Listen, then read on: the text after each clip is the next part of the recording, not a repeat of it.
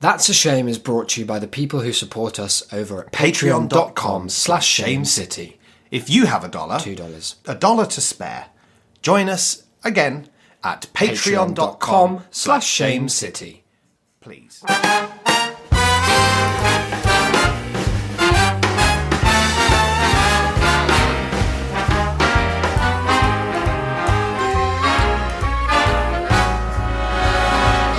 Look for the bare necessities, the simple bare necessities. Hello and welcome to just another ordinary free episode of your favourite podcast. Let's call it a podcast. Well, it sounded like you were about to call it something else. I was thinking of it's kind of just an experience for us all, isn't it? I think it's more than a podcast. It's like it's a family. It's an alternative lifestyle. It's an alternative reality. Yeah, well, and you drown in. You've got lots of those, haven't you? You like to flip between them. I'm Declan. How's it going? Not bad, thank you. Yeah. I'm quite tired. Enjoying your holiday? Going to He's back to work tomorrow. Whereas my life is one long holiday. But I'm Isaac, and I'm really well. Thank you for checking on. Now, on me Isaac, it's a weird setup we've got today because for the first time in maybe a month, in what we call Delcquest years, you've been preparing the content for today's show. I thought I would bring some content for today's very normal show. And let me just lay my cards on the table and tell you for why. I was lying to you. It's not an ordinary show. What do you mean? Today or tomorrow or something around April, around now, it's the 4th anniversary of That's a Shame. Woo! The podcast you're listening to, RN. And I thought we should celebrate. And, in previous years, in some years, I feel like we've not even noticed that it was happening. Yeah. In most years, in fact, in every year, I think we rely wholly on Paul of Shy Yeti fame to remind us that the anniversary is upon us. I don't know why I have never written it down, but I don't think I should change that now. No. It being the 4th anniversary, I thought we should get back to basics with the show. Yeah. Right? We should celebrate. I remember one year you did a really cool thing. I think you did like a quiz that was based on all old episodes and stuff like that, didn't you? Yeah, I did that. And then there was a whole thing where you got like different listeners to submit a verse for a poem. Was that for an anniversary as well? That was cute as well, and that was like heartwarming. And I guess what I've done is one better. You've done Delcquest? It's a Delcquest! Of course you have.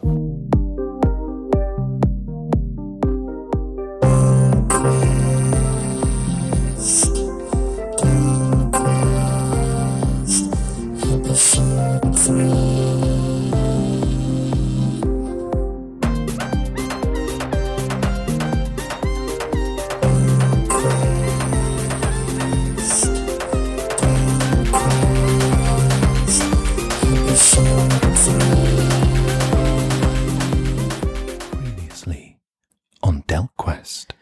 Okay, so for those who haven't listened in a while, let's catch people up. I thought mainly when I was writing this Delcquest episode 3, which we're about to embark upon, I thought, what happened in the last 2? And I didn't remember very well. Obviously, I remembered some of the highlights, some of the lowlights, but I've written down just a brief kind of summary, and I thought why better than to just start with your character that you chose to play, Delcquest.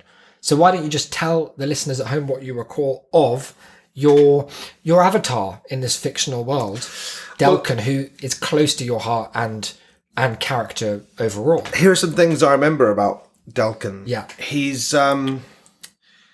troubled. He's not... he's not a simple guy. No, not at all. In a way he is. No, he's not.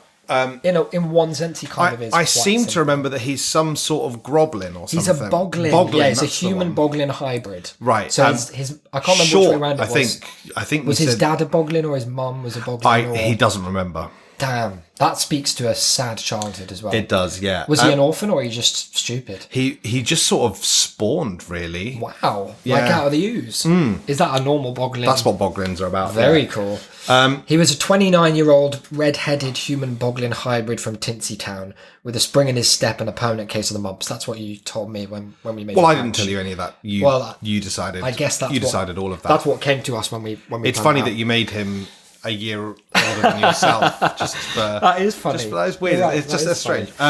But what I remember is deeply, deeply upset by all the goings on in and around Tinsy Town. and that's why he wanted to leave, right? Yeah, He well, had to get out. and he wasn't. To be honest, he didn't want to partake at all. Yeah, I noticed that, and you and then- played that with aplomb. Oh, there, thank so you. I No, almost thought it was you, Declan. Well, they who say didn't to want take method part. act, don't Yeah. they? And so I've been doing a bit of that. I've made a few notes about was- what's happened so far. If I may, there was something about Go on. it Santa Diablo, the Devil's Yeah, that Large was Lad? episode 2, though, so let's not get ahead of ourselves. Oh, we're In still doing episode 1. Yeah, in episode 1, He you dreamed of a life that was a bit bigger than Tinsy Town had to offer, right? there was something about a pedo in the newspaper.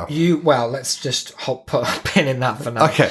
You answered a mysterious advert which sought someone with knowledge of the damn parts, which you did know nothing about. So you sort of duplicitously... Still don't. Regardless, you're now pursuing your life's goal of becoming a wet wizard, specifically a boglock, or you might say a warlock of the bog, which was a path that you'll remember was determined by an intricate and lengthy test of unquestionable accuracy as well. I do remember that, and I seem to recall it was administered by a coin. The cool token. Thanks for bringing him up. He's a stalwart character. After talking your way out of a patch of trouble regarding the age of consent, you narrowly escaped Tinsy Town with your life and set off to pastures new with your new companion, the cool token. It's interesting because one of the things I seem to remember is that I killed a man who was a paedophile, and yet in the retelling, it seems to have gotten. It's one of those It things. seems to have isn't been it? ambiguously phrased to make it sound like I. No, because if you remember in the story, there was some confusion about it, and it seemed like I wasn't confused. Delcquest wasn't. Some of the confused. villagers, they didn't know who. That's who not was, Delcquest's Who fault. was doing the diddling? I guess. I mean, Delcquest was pretty clear that it was not. Yeah, him. absolutely. Yeah. But you would be, I guess. Like Not one necessar- would be in that Right, position. but he did have evidence. They just didn't look at it. The cool token, which is a magical artifact containing all kinds of plot-appropriate powers, flew into your possession in a way I could only describe as mysterious and sort of exactly what the plot needed at that moment. Like it was built up to and then taken away from. Not convenient. No. Well, it had an inevitability, but only because of the narrative Right, I see. weavings. Yes. Yeah. You also did make an innocent child fatherless with your violent ways. So that was unfortunate. As you were leaving the town, you may remember that a big muddy toad fell out of the sky and exploded in front of you, and you were covered in entrails, I guess. Wasn't it? It was the toad not my brother? Yeah, it as had well. just enough time to tell you it was your long-lost brother Duncan, who, when you last checked, was just another human boglin, not a toad. And you thought he was dead, and now he is. That came as some kind of surprise. Yeah. I do have to. His final words he croaked were, "The Boglock Brigade, there!" And then he died. So he clearly had a message I didn't for find you. out what the Boglock Brigade were. You don't know if they're pro or con, like pro or anti-Boglock, I suppose. Like, Okay. are they good? Are they bad? Who knows? Are they a brigade of Boglocks? Or are they brigading Boglocks? It's great way of phrasing it. Then in episode 2, which, I don't know, perhaps it was something of a bottle episode, or at least it was kind of a side quest episode because it sort of deviated quite distinctly and permanently from that trajectory. You found yourself, you remember, in the Whispering Woods? I do remember. There was a crossroads, you could have gone to the Dirty Desert or the Whispering There was a Woods. horrid scarecrow who... Yeah, Mr. Lunton enlisted your help. Now, he was a deeply perverted individual Was he? who constantly wanted me to jack him off in the woods. I'd actually forgotten about that. And can I tell you for why? It's because that didn't appear Because in the notes you just for the made that episode. up on the fly. That was just... that was just you bringing your natural vim and vigour to the role. Well, it's an improv. Yeah. Yeah, what can I say? I'm a It was- deeply you theatrical guy. improv. It's weird. Quite often your improv tends that way. It's Weird, just- yeah. If you... So Mr. Lunton enlisted your help with a mysterious illness that was sweeping the scarecrow folk of Scarryton on Bled. I think this must have been like a Halloween episode or something. He was, yeah. Okay. It was part of the spectacular. When you arrived, you may remember that Mayor Sawdust greeted you enthusiastically with the traditional Scarryton brawl. I killed him in a big duel. Yeah, and that didn't go down well because they have a tradition which is like, oh, you're new here, like, oh, it's like probably an old tradition of when the mayor would be the beefiest scarecrow in town. And he was, fighting as off the I rest. remember. He was pretty stocky, but he was quite old, I think. Like, that was the thing. Yeah. And so you didn't really take think it I as a set him fun on tradition. fire, didn't I? You tore him to shreds, Oh, actually. good. And everyone was kind of taken aback, I guess, and you did leave another orphan. There was a little girl who was the mayor's daughter. Yeah, I remember she sounded remarkably similar to the previous. She wasn't pleased, and you became, I guess, via the same sort of Tim Allen Santa Claus law, you did become mayor as a result Yeah. of that antic. Yeah, I remember you that. did. There was a town meeting. You may remember there was like an All too well. that was going on underneath, and via the medium of a kind of click and sway chant thing, Yeah. you learnt about the legend of Santa Diablo, the Devil's Large Lad, who they scarecrows believed might be behind this mysterious illness. Now, the mysterious illness turned out to be that it was Santa Diablo, and it wasn't really an illness. He was just killing some of them. Yeah, yeah. Kind of had nothing. Maybe scarecrows don't know about like viruses and stuff. Maybe they use that they use the word illness in like a different way to us. Yeah, because I guess they can't get germs, so they would have to use it in a different way because they're straw and wood, aren't they? And Santa Diablo, you went to find him in the Ping Pong Swamp, I think it was called. Yeah. Whereat you discovered that he was all right, actually. I think you got on with him quite well. Yeah, well, we did, and you saw eye to eye about the scarecrows. I was pro him killing more of the scarecrows. Right, because he told you what the reason was. He said, like, the scarecrows, I think they killed his dad. Yeah. And he also pointed out, which was like a kind of the end of Usual Suspects moment with the mug smashing, when you just realise, like, hang on, scarecrows were, like, super racist to you all the time. They were very, like, monoracial, supremacist, scarecrow supremacist kind of state. It was an ethno-state, wasn't it? Yeah, and they didn't want you there. And it's probably, now you think about it, like, maybe that wasn't a tradition in the town, and maybe you did do the right thing by orphaning that little Well, I know scarecrow that I girl. did. Yeah, well, I guess it's a grey area. I know that I did, and I knew it at the time. Right, okay. I that's had the interesting. light of God smiling on me when I Very did that. cool. Remember that for later. So in the end, I think he gave you a choice. He was like, come with me and we'll fuck up all the scarecrows. Or just like, I think you had a lighter or something. He was like, give me that and I'll do it. And I can't remember which way you did it. We both went. Did you? You both burned them all down. Then the cool token came back and it was like, oh, was such a sorry. shame that Sorry, came I was away all episode, pal. I can't remember how it talks. And then it like teleported you kind of as if that nothing had happened there. Okay. Or at least as if it wasn't really relevant to the main story. So there we are. We're caught up. That was only the 10 minutes. Okay. But we want people to know where we're at in order to know where we're going. Well, yeah, exactly. It wouldn't make any sense, would it, otherwise? Now, one of the listener pieces of feedback, obviously there's been loads. Delcquest is a fan favourite. I've actually only heard positive things about it so far, and people have been chomping at the bit, you might say, for more Delcquest. There was one piece of feedback that initially annoyed me, I will say. Someone said, like, it doesn't sound like you know how like the D&D works. And obviously this is not D&D, but it's like a spin-off, like I'm kind of making my own version. Okay. And one thing that they pointed out was that there seemed to be a kind of arbitrary decision-making process with some of your roles and things like that. Well, it seemed as well like... So we're going to fix that. Pretty much whenever you wanted something to happen... Yeah, that's... maybe you wrote this criticism. You would just decided, really. Yeah. So we've got up the wizards.com D&D dice roller, which is going to help us out with some of our decision making today. Okay, that's good. But obviously you need to have a character to base those decisions on. So I've prepared for you a little character sheet as well. For Well, I already have one, don't I? Delcquest the Boglin Nonce. And this will give you... you can maybe just talk the listeners through it a little bit so that you can get a sense of some of your abilities, your stats as well is important, some of your spells. And there's going to be a decision to make before we kick off about which spells you're equipping for the adventure. Because you've got a certain amount of spell slots. You're a level 2 Boglin. What class would you say you are? Like a Boglin Warlock or what? A Boglin Cleric? A Boglin Bard. Okay, I like that. What you have to do is, well, just talk us through what you've got. Well, I'll go through. I think I'll start with my stats, if I can. Yeah. There's strength. I've got +3. That's pretty good. But then, troublingly for a bard such as myself, in the charisma, we're on -4. But apparently. they say that just gives you room to grow, I guess. Okay. Yeah. So Now- you are strong, though. Biting. Now, this is an interesting one. +5. Huge. Because remember, you bit a lot in episode 1, especially. Couldn't You stop. were And then there's chomping another on one lots here of- that says stash. Yeah, so what's your stash ability? Well, I don't know, but it says +12. That's huge. I've got a lot of +12 to stash, whatever Are you sure? that Let me is. just check. Yeah. Yeah, +12 to stash. Very cool. Perception +1. Nice. It's not negative. That's No. Borrowing. Yeah. That's a +4. Oh, I can. so borrowing and stash, those could come together. There could be some synergy there. I like the way you spec this build, is what I'm saying. Thanks. I just saw this paper for the first time now. some good choices And you then made. agility. That's a -1. Well, you're quite And small, I guess. I'd like to thank you for your honesty on that one. Yeah. Now then, there seems to be a thing about abilities here. What have you got? So I appear to have These are your spells, I guess. jawing. Oh, jawing, like drawing with a jaw. What does that Well, mean I don't. to you? I guess that must be like biting. I or, assume it's a kind of biting spell. It's an attack spell. It's a level 1 spell, I think, right? It is, yeah. And the thing on the right will tell you what dice we need to roll in order to learn your attack. I think it says 1d6. It maybe? is a 1d6 dice, yeah. So if we get a 6, you'll do 6 damage. If you get a 5, we'll only be doing the 5 damage that time. Let me tell you about a 4. That's going to be a 3 straight... No! It's going to be a straight up 4. Okay. But we will add your strength modifier to that as well. Then I've got Impress. Uh-huh. That's a level 2 spell. Okay. And that's a 2d8 dice. So you could impress up to 16 points of impress, which will boost your charisma. That would probably be good, wouldn't it? That would be crazy good. Let me just say this on record. That would be crazy good. Let me say this as well. I can't imagine a time where you'd cast Impress and not get the results you want. No.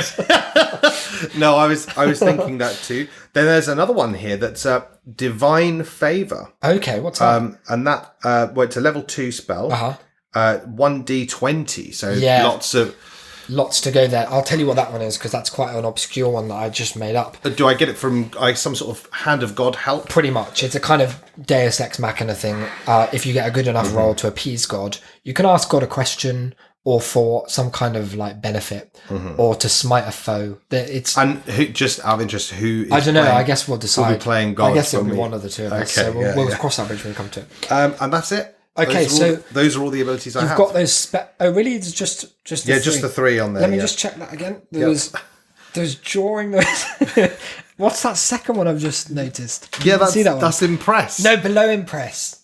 Divine Favour. Yeah, above that one, pal. I think you're missing. Above that is Impress. Yeah, no, that's all of the ones. There's one. There. There's one called Fondle Self that I've seen. Now that appears to be a healing spell, so I don't know why you'd be remiss. You know when you like I've had a really bad back for the last week and a half. Yeah. And every so often I'll just fondle my shoulders yourself. like this. I'll be like, oh, have you just been fondling yourself all day? Bloody hell! You've got to just get that You'll be knot off to out, prison. haven't you? And so that's kind of what your spell is, I guess. It's like a self fondle. And what's the D system on there? 1d6 apparently. So you can heal up to 6 points of HP. Now, it's occurred to me I didn't put your HP on there, but it's 20.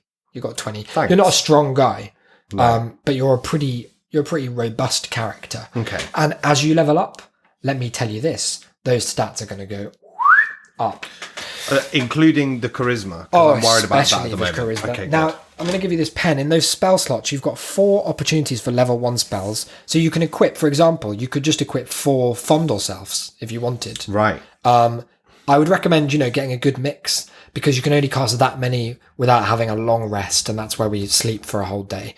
I'll let you know in advance there will be one of those in the journey, so don't worry about using them up too early. Have you got a nice diverse mix? What have you gone for? Well, I've gone for 3 Joins so far. What about, okay. And then I think... and then 1 Fondle Self Well, at the end? I think I'll just pop in another Join. I guess that's the order. Oh, you just went... Oh, yeah, just 4 Join. Okay, fine. I'm playing an offensive build. You don't have much health. I wonder if that will come back to bite you, ironically. Well, it would be a shame if I died and we had to stop Delcquest, wouldn't it? Wow, that would suck. That would be a shame. That would suck. And then for your level 2 spell slots, I'll probably take one of each, I think. Yeah, I think that seems really reasonable. So that's an Impress and a Divine Favour. And a Divine Favour. Well, if you're quite ready, I think it only remains for us to kick off. Yeah, go for it.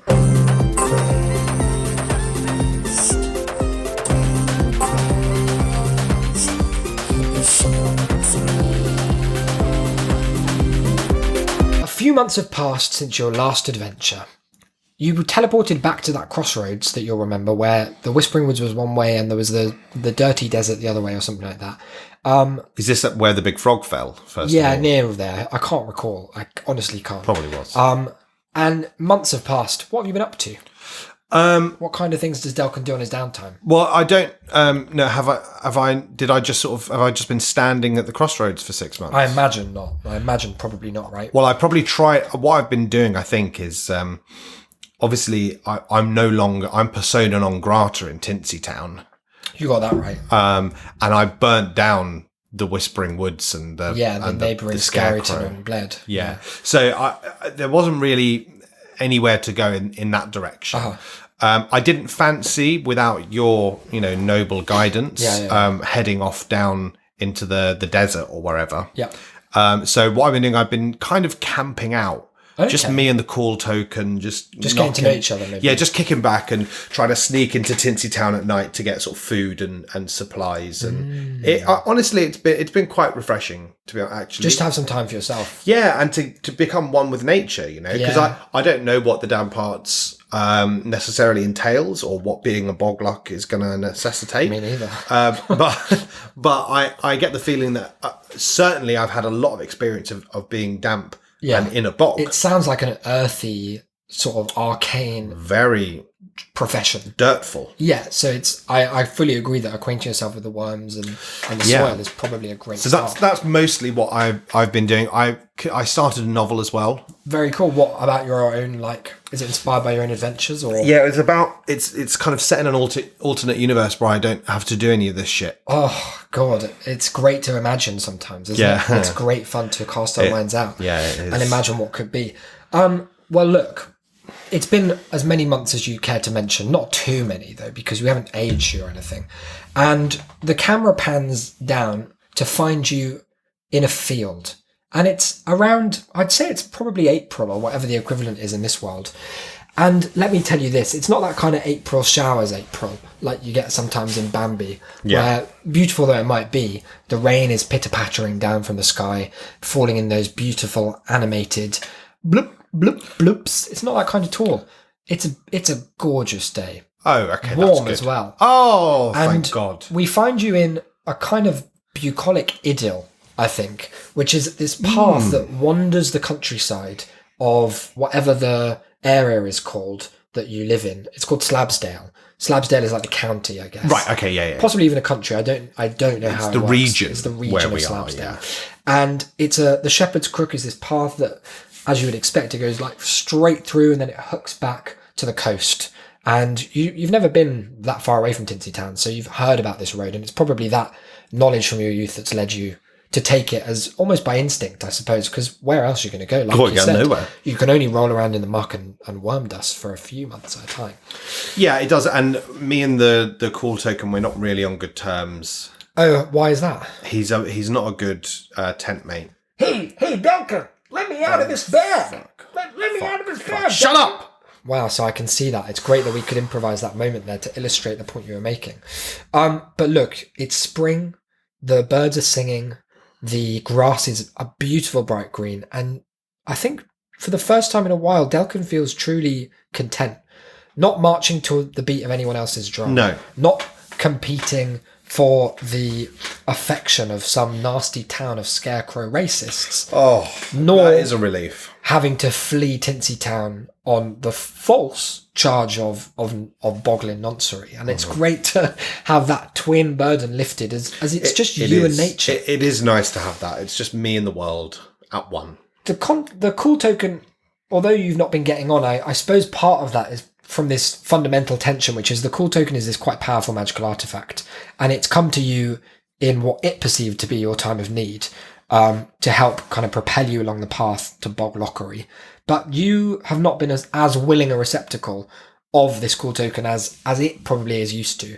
It would be a bit like if, Aladdin's magic lamp ended up with someone who like rubbed it and a genie came out and was like, I'm going to give you 3 wishes, and they were like, nah, I'm all right. I'm good, actually. Yeah, I suppose where that analogy kind of falls down is that, you could wish for basically anything you wanted and it was your choice. Yeah, same as the cool token. Well, but the cool token, I can't ask it for anything. It's helped you a lot, though. It's Flew you out of that inn where it didn't need to. You're about to be absolutely It didn't need to shreds. because I was going to be fine, and then it made me break the roof. And you'd killed. Oh, I've just remembered you killed the little girl's dad in there. Yeah, that was. Well, he was really an sad. ops. Well, you've alleged that. I mean, we can't go saying. I had a big folder of proof. So in the intervening months, there's been this constant thing of like, obviously you want to be a boglock, like that goes without saying, but you take this kind of laissez-faire approach, which is that destiny is out there, and if it wants it enough, or if it truly is your fate, then at some point it will happen. It will just happen. Yeah. The cool token, in its infinite wisdom, doesn't entirely agree and thinks that you're being a little bit too circumspect and wishes you'd get the fuck on with it. But you've won out for now, and so you find yourself meandering, wandering, just taking in the sights and sounds of nature. Yeah. And it's beautiful, right? Oh, it's stunning. I can't overemphasize the peace, the tranquility that exists inside Delcquest at this juncture, and how just happy he is that this is his life now, and this is all there'll be, and he need not worry about anything else. It's beautiful. And then you feel a kind of breeze coming from behind you, not the same quality of breeze, I suppose, as just the beautiful nature breeze, right? But the breeze of like something coming towards you from, that kind of arch of trees that that suggests the end of a forest where it opens out into the field. You can hear a kind of rumbling, and if you look down on the ground by what are they like? I suppose they're disgusting boggling Certainly feet, after right? months in the mud, yeah. Yeah, they're really foul. I've got I what guess. we call dirt shoes. Oh no, just It's a caked shoes. on Yeah, exactly. mud. Oh, that's bad. That's To protect you from all of the detritus on the floor. yeah, and from having any friends come near you, I suppose as well. Well, I don't want that. You can feel that as you look down, there's little like bits of gravel just sort of rumbling. And I suppose if you were more perceptive, what is your perceptive stat? It's +1. Why don't you roll a perception check here and just Okay. see? So we're gonna Yeah. we'll roll a d6. We give you 1 on that, so you've got a 4. And with that 4, you can tell there's something coming, and that's really good because you knew that anyway. Okay, You don't know exactly what it is, but I'll tell you. I am perceptive. Almost as if I'm kind of like prophetic. I wouldn't go that far. Because I thought that was the case, and it was. Yeah, okay, I suppose so. I think you're over egging the pudding a certain amount there. I'm a Christ-like But it's figure. good that you can take joy in the little victories because they'll be few and far between. I'm sure. A carriage is approaching, and you've been. How big is the carriage Well, if it's making the It's a dirt? great question. Thank you for asking. You're no stranger to the road nowadays, right? You're basically I'm a homeless. Yeah. and Oh no, I fundamentally I am homeless. in all your wanderings and meanderings over the last few months, like you've travelled far and wide across Slabsdale, and you've not seen anything like this. Out storms this carriage it's probably about 20 metres high. It's very That's narrow though. huge. It's only like a road's length. So it's kind of like, if you can imagine like, the night bus in Harry Potter. It's like that sort of dimensions where it's a bit fucked up. Like everything's a bit too precarious. It looks like if there was a strong breeze, this thing would collapse. Yeah. And one thing you note about it is that it's being pulled by a legion of some of the, and I don't know where this comes from, but to Delcquest's eye, some of the most attractive horses he's ever seen. Wow. There's a fleet of these, like Wow. a solid 12 to 16. And he's of these perceiving horses. them, is he? He perceive. Well, let's roll a. Let's have a- You got a 4 plus 1, a 5. They're hot horses. Okay, right. And they are resplendent. They're wearing this kind of horse armor. It's fucking beautiful. And they're not only in front, but they're also to the side. Like as they emerge from the woods, they fan out. So there's horses Right. in front. They're probably the lead horses because you notice And they're the them. hottest. They're for sure. They are the But then hottest. spilling out to the sides and kind of pulling like diagonally, which is something that you've probably, and I've never seen horses use this method when pulling a carriage. No. Because it probably requires a perfect balance, like very, very good training. Otherwise, you're going to be like You'll be diagonalized on the nice. spot. But these ones are super trained and they're all marching in step. And they're all attractive. Yeah, I some mean- are more attractive than others. Well, it's just like people, right? Yeah. Like there's highs but this and is lows. like they're all models. As a It's bunch, just they're I've got a surprisingly, favourite. surprisingly hot. There are horses behind as well, and the carriage is it's kind of covered in lace and gold filigree. It's posh, is fancy, what I'm getting at. The carriage is whizzing towards you, super fast, and you're on the road. What do you do? What sort of skills you might want to use here? Well, You're going to just stand there and let it claim you? now it's tempting. It's tempting. Even if I try to get out of the way, Token's my like, hey, what's that rumbling? Get out of the road! Get Shut off the up. fucking road, quick! shut Delcquest. up token. I'm thinking. Okay. Now, this stash. What's that?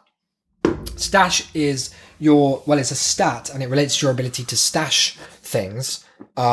I guess you're a thing, so you could stash yourself off the road. If you're like, oh, let me stash myself behind a tree or something.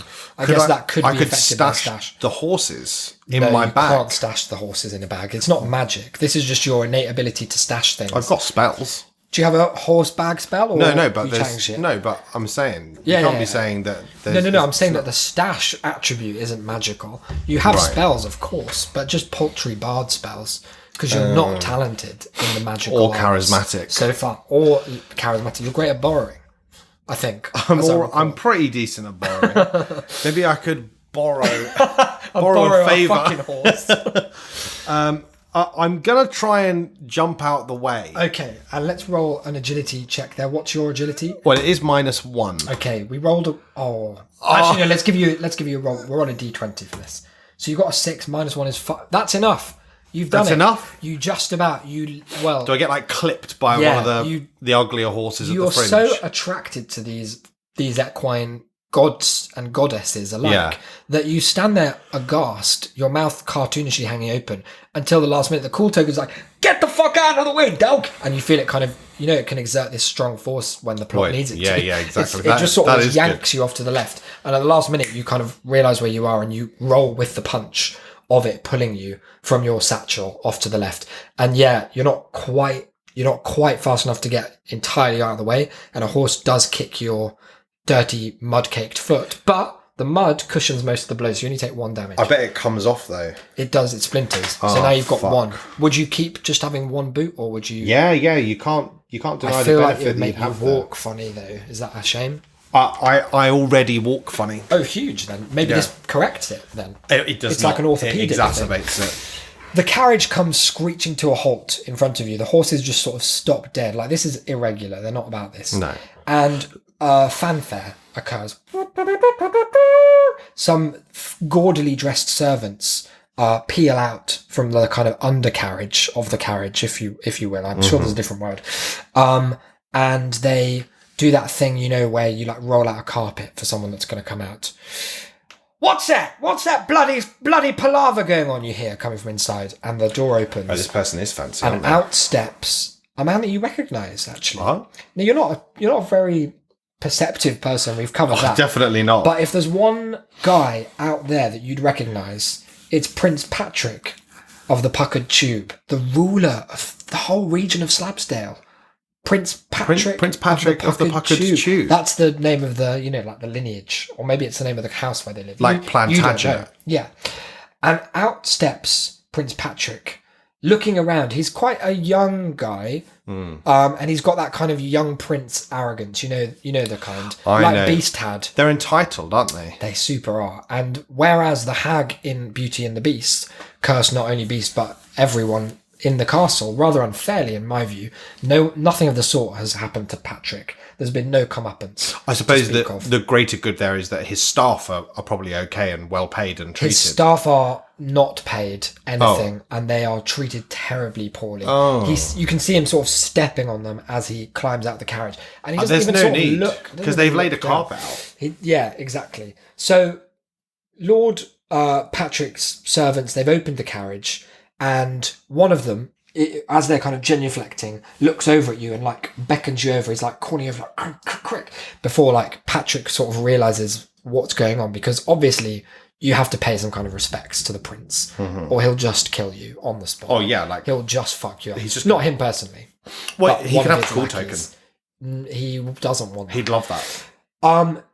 The servant calls you over, and he's taken you it. head over to the carriage, and the cool token in your satchel forces you at the last minute into a kind of cartoonish, and may I say, deeply obsequious kind of bow that makes even the servants, and they're very downtrodden, kind of lose respect for you already, and they didn't know you. So I guess that's just a vibe you give and off. they're already like they're already they're low downtrodden as themselves. but they look at how low you bow and how it looks like grovelling. it pains you to do so, and they're just like, oh, this guy sucks. He fucking sucks, and you can tell they don't like you. Does that bother Delcquest? He's entirely like He doesn't notice. aghast to it. Okay, what? So he's just super. Are you saying he's oblivious, or he just doesn't care? I think he doesn't quite recognise, but even if he did, he'd be unfazed, because when you've been living the homeless roadman life, Yeah. With the mud shoes and all of this sort of thing, when you've been living with the cool token, just nagging in your ear, Changes your priorities all day, every day. You learn to live without this little sort of social niceties. That's fair. Carlton, who's that? Who goes there? Carlton, tell me who it is. Tell him not to look at me. He's the prince shouting at one of his servants, the one nearest you. No, your voice was very good. Carlton stands up and he says, what's your name? Boglin, what's your name? He's not being nasty, but he's kind of like, you can tell that he wouldn't be interacting with you unless he was being forced to by the Which he is. What's your name? What's your name, Boglin? Come on, out with it. My name's Delcquest the Boglock. Delcquest the Bog... Oh, you're a Boglock? Yeah. Can you... Oh, that's great. Prince Patrick, he fucking loves stuff like that. Can you do a little magic trick, maybe lighten the mood? Because I'm not a performing monkey. Boglock. What's he saying, Carlton? What's he up to? Come in, sir. 1 second. Go on, do a little trick. I'm not doing one now. Not for you. No, it's not for me. It's for the prince. Yeah, no, I'll do one when he commands. Okay. And if the time is right. Come over. You're gonna have to kiss his ring, of course, and then don't look him in the eye. He fucking hates that. I don't do that. Fucking hates that. Present yourself, says Prince Patrick, and you come over. Do you come over? Are you still bowing? Are you grovelling? Yeah, well, it's good because it's grovelling, but also it avoids me looking in his eye. Ah, so you're like grovelling and moving forwards, like you're hunched over, like a kind of cowardly, like a sort of Quasimodo figure. Okay, straight towards him, and he extends his ring, and you notice there is the puckered tube is what the ring depicts as the signet. It's a very long ring. Actually, takes up the whole of his hand. I don't think you call it a ring at that point. But it goes on one finger, but then it's like a long tube, like a ruler. Right, I almost. see, yeah. And he wants you to kiss. I bet he uses it to like tap stuff. He uses it as a straw as well. He wants you to kiss the whole bit. So he puts it in front of you and like offers you the tip of it. But it's clear that he's going to, as soon as your lips touch it, he starts like sliding it along. Yeah. Like he wants your lips to make contact with the whole of the tube. No, of course. Well, you would, wouldn't you? And you're happy to do so. Yeah, 100%. Whatever he says, really. Plus, there might be some tasty nutrients on there. Possibly like rich guy nutrients as well. Good. You've pleased Prince Patrick. You may stand. And you do. I am. What brings you here, Boglin? I think you mean Boglock. Sorry, sir. Don't correct me, Boglin. What's your name? Delcquest. What brings you to the Shepherd's Crook, Delcquest? I was just going for a walk in my mud shoes. In your? Mud shoes. I've only got the one now because one of your horses kicked the other off. Yeah, I bet it did. Splendid, strong fellows. That's okay. You can replace Did you that get a later, peek at them? I think. Good-looking beasts. Very, very sexy. Very what? Sexy. They turned me on. What I mean? They what? They turned me on. Oh, you jest, of course. I Carlton, would like he to jests. fuck your lead horse. Oh. Or be fucked, but I'm not. Oh. I'm not fussy. Well, let's leave that. Let's park that for a moment. Okay, but I do want to come back. Yeah, no, we'll circle back around. I'm sure of that. It seems you're awfully keen to talk about it. Now, look, I'm Prince Patrick. You've heard of me before. Yeah, Prince Patrick of the puckered. Yeah, puckered shoe. Prince Paddy. Yeah, you're. Yep, don't call famous, me that. Yeah. And I have something of a bad rep, actually. People think I'm a bit of a cunt, but I'm a nice guy. Are you getting that vibe from me? I've been working on it. I'm getting a vibe, certainly. You're getting a nice guy vibe. I'm getting a vibe from you that aligns with at least one of the things you've said. Okay, which one? I'm. Ours is Answer me. Ours is not to wonder why. Answer me. Answer your prince. You're chop your fucking head You off, are being a bit of a cunt, you see. That's, the natural tendencies come back. Yeah. So you're heading to the games, no doubt. No, I don't What do you partake in games. Oh, you're playing one right now, I think. No, I don't. I don't. And let me just say right here and now that I won't. Oh, good. We do jest. I think that'll serve you well. I'm just going to get wit. off. That I'll see you kind in a of bit. fast, quick thinking, that'll serve you well. Well, don't go thinking you're competing against me, Boglin. If only one of us can win the prize, who do you think it'll be? Me or you? Well, like I say, Answer me true. I don't play, so it'll be you think you. It'll be me? It will be you, yeah. Put it there, 100%. Boglin. Yeah. That was a test. Don't touch me. Don't fucking touch me. Ever. I'm going to look you right in the eye. Carlton, he's looking. He's looking. And Go on. the prince bundles away. You get the sense that it's actually like... It wasn't that he had that arrogance about him that I lied about earlier. He's a guy that's like grown up with everything handed to him and like he can just make demands of people and then fulfill them. So I think he liked the fact that you weren't a conventional subject, right? You were willing to play with the boundaries of what was acceptable in that interaction. Are you talking about fucking his horse? Yeah, the prince, there was something about that. As the carriage, it recombobulates, the staff climb back into the undercarriage. I hopped off. Yeah, and as you've hopped off and you're walking away, the carriage drives past and you just sort of whiz out the way, and Prince Patrick, he's looking and he follows you kind of with a nod in his eyes, and he even licks his lips just a small bit. Not in a lascivious way, but you get the sense not that in a not lascivious he was into way. something that you were putting out there. So you carry on intrigued about what these games could be, and if they'll feature in... No, I think I think Delcquest just headed back. Plot and time here. Just headed back to his tent. You carry along the Shepherd's Crook, and before you know it, you hear a coming up behind you, and you're like, oh God, what now? What's this? And you turn around, and there's a humble family of dogkin speeding up behind you. They're running on all fours, but when they see you, they, as is customary, they switch to the two-legged stance. Right. Out of respect for what they consider their betters, the two-leggeds. Oh, God. And even the Boglins. I know, right? Even the Boglins are ranking above the dogkin. They need some self-esteem. Hello, says one of them. Hello. Wait for it. Hi. How are you? Yeah, you can keep running. That's fine. On your way, Dogkin. Awful sorry, sir. What brings you to the Shepherd's Crook? Not the games, is it? Off you go. off you trot. My name's Fido. Fido Dog's Breath, and this is my wife, Miffy St. Clair. These are my kids, and you see there's two little basically puppykin, running up along, and they're like chasing butterflies and having fun. This is my daughter Doodles, and she's like, hello, sir.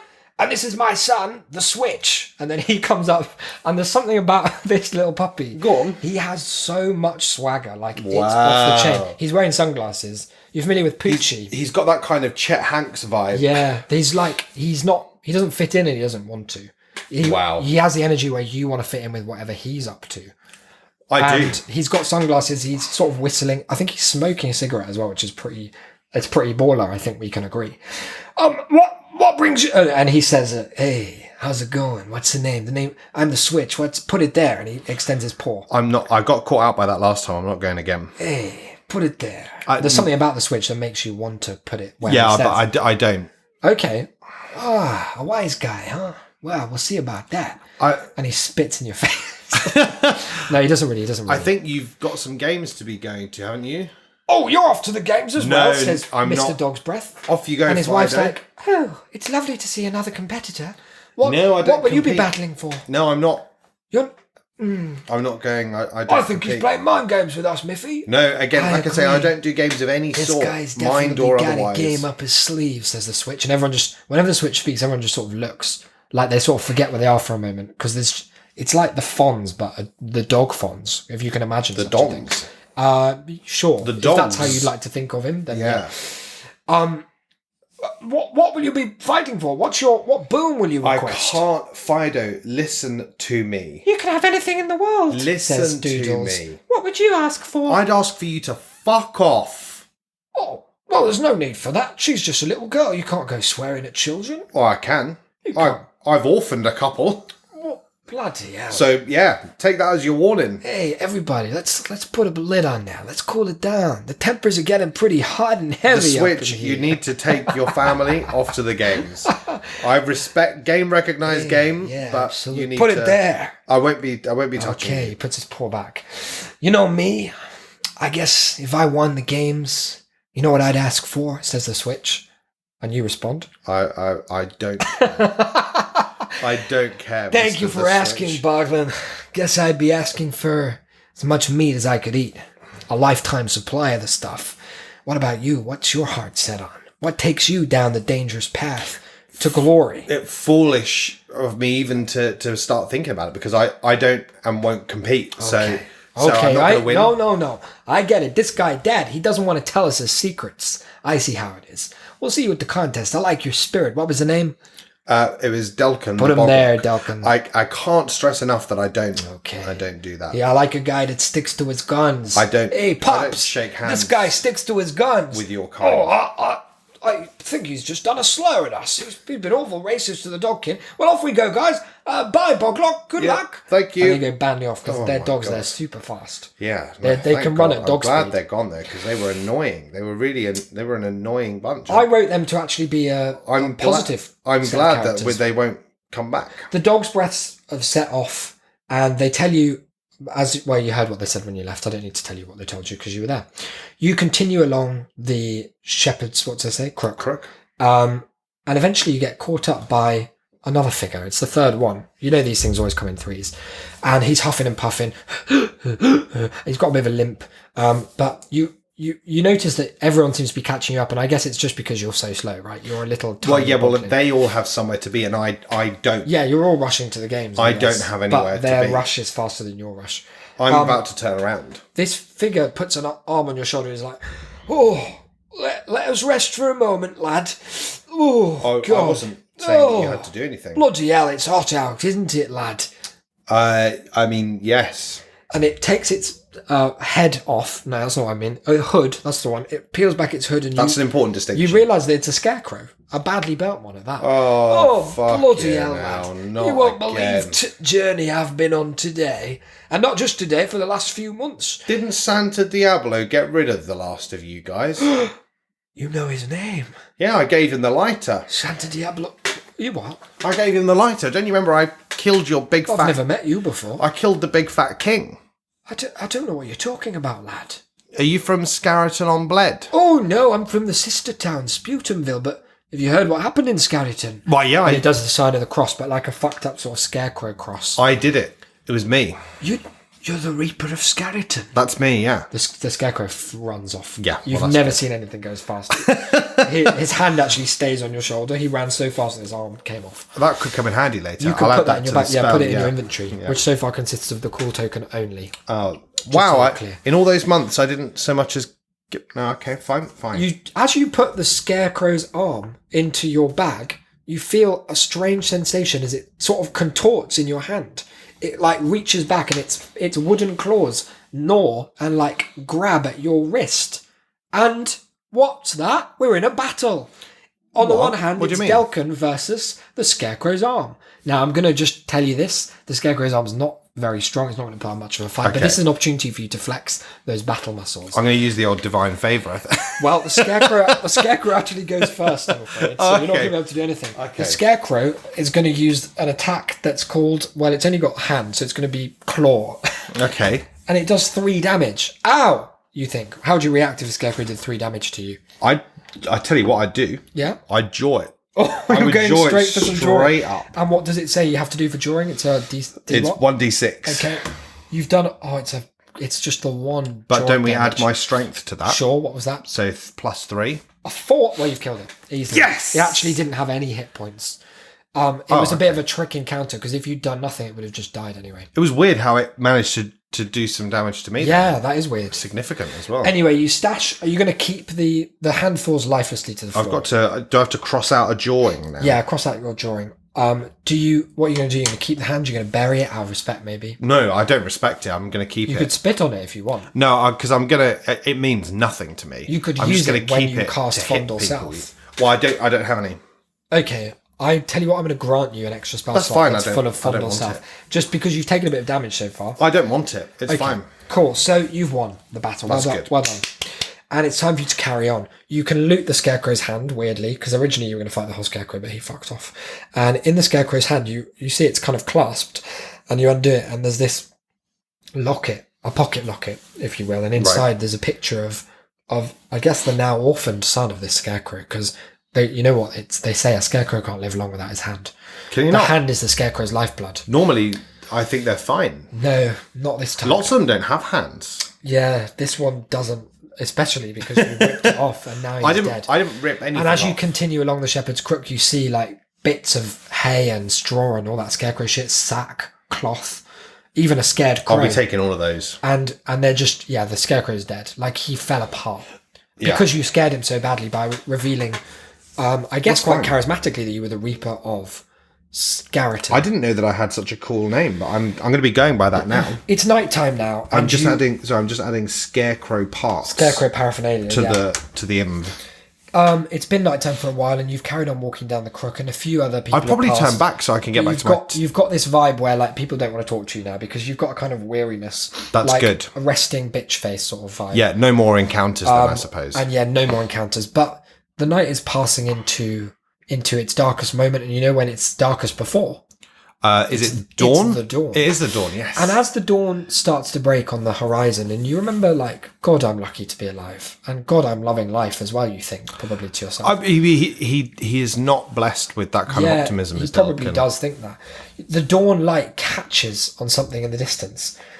Previously, you've only been able to see like nature in every direction, fields, mountains, a brook babbling in the distance, maybe a few other scarecrow parts just blowing past like candy floss in the breeze. But now something is definitely catching the light, and you sort of squint to focus, and you see this beautiful golden statue rising from the horizon as you mount towards it, and then another, and they remind you of someone that, well, I guess you, Delcquest, don't know. But basically, they are statues of me. So just keep that in mind. Of you? Huge statues, golden ones of me. Like, I'm talking 500 feet Isaac tall. BD. Yeah, kind of. I mean, I look a little bit older, a little bit Well, that's quite golder. old. A little bit golder as well. And obviously huge. How have they portrayed your your grey hairs. Yeah, it's all gold. So that didn't feature, that's actually. quite- There are some streaks of silver, if That's you'd quite like. nice of them. Yeah, no, I actually asked for them to put that in, but they said, well, we didn't see any. Oh, so we that's did it all interesting. gold. Oh, wow. And these two statues of what you're later going to learn is the god Isaac have their palm outstretched with a big jewel in the center of each palm. The what? And it's a blue sapphire that looks a bit like my beautiful piercing blue eyes. You think to yourself as you walk further and further towards. I didn't know that Delcquest knew. Delcquest gets all this knowledge in the way that you sometimes wake up with a memory of an event that you'd forgotten previously. He's like, whoa, I didn't know I knew that. And you think maybe the cool token's like, that's going to happen more and more. That's some Boglock shit. And the cool token takes that as a good sign that you're kind of progressing towards the damn parts, the arcane damn parts. Okay. That's really good for you. Between these two statues, a large arch in pure white marble, but with like black obsidian snaking through it. It's fucking. Can I stress this enough? Go on. It's beautiful. Is it cool? It's It sounds sick. really cool. It's baller. And And it's based. this is a place that you've heard tale of, but you always thought it sounded too good to be true. And looking at it now, it looks too good to be true. Could it be a mirage? I'll probably go Do home you get then. those in a field? I don't trust it. I'll This leave. is Shemesity. Now, you may notice there's something interesting with the words there. Maybe no. if I show you it written down, you Go on, can let's see. have a look. Let me just zoom in on it. Shady nasties. Shemesity. Where's it gone? I just zoomed too much. I've zoomed beyond the purview of one word. There we go. Just look at how it's spelt. Oh, Shames. Sham E-City. Sham. Yeah, it's a kind of internet city that is a sham. Ah. And here you are. You've arrived.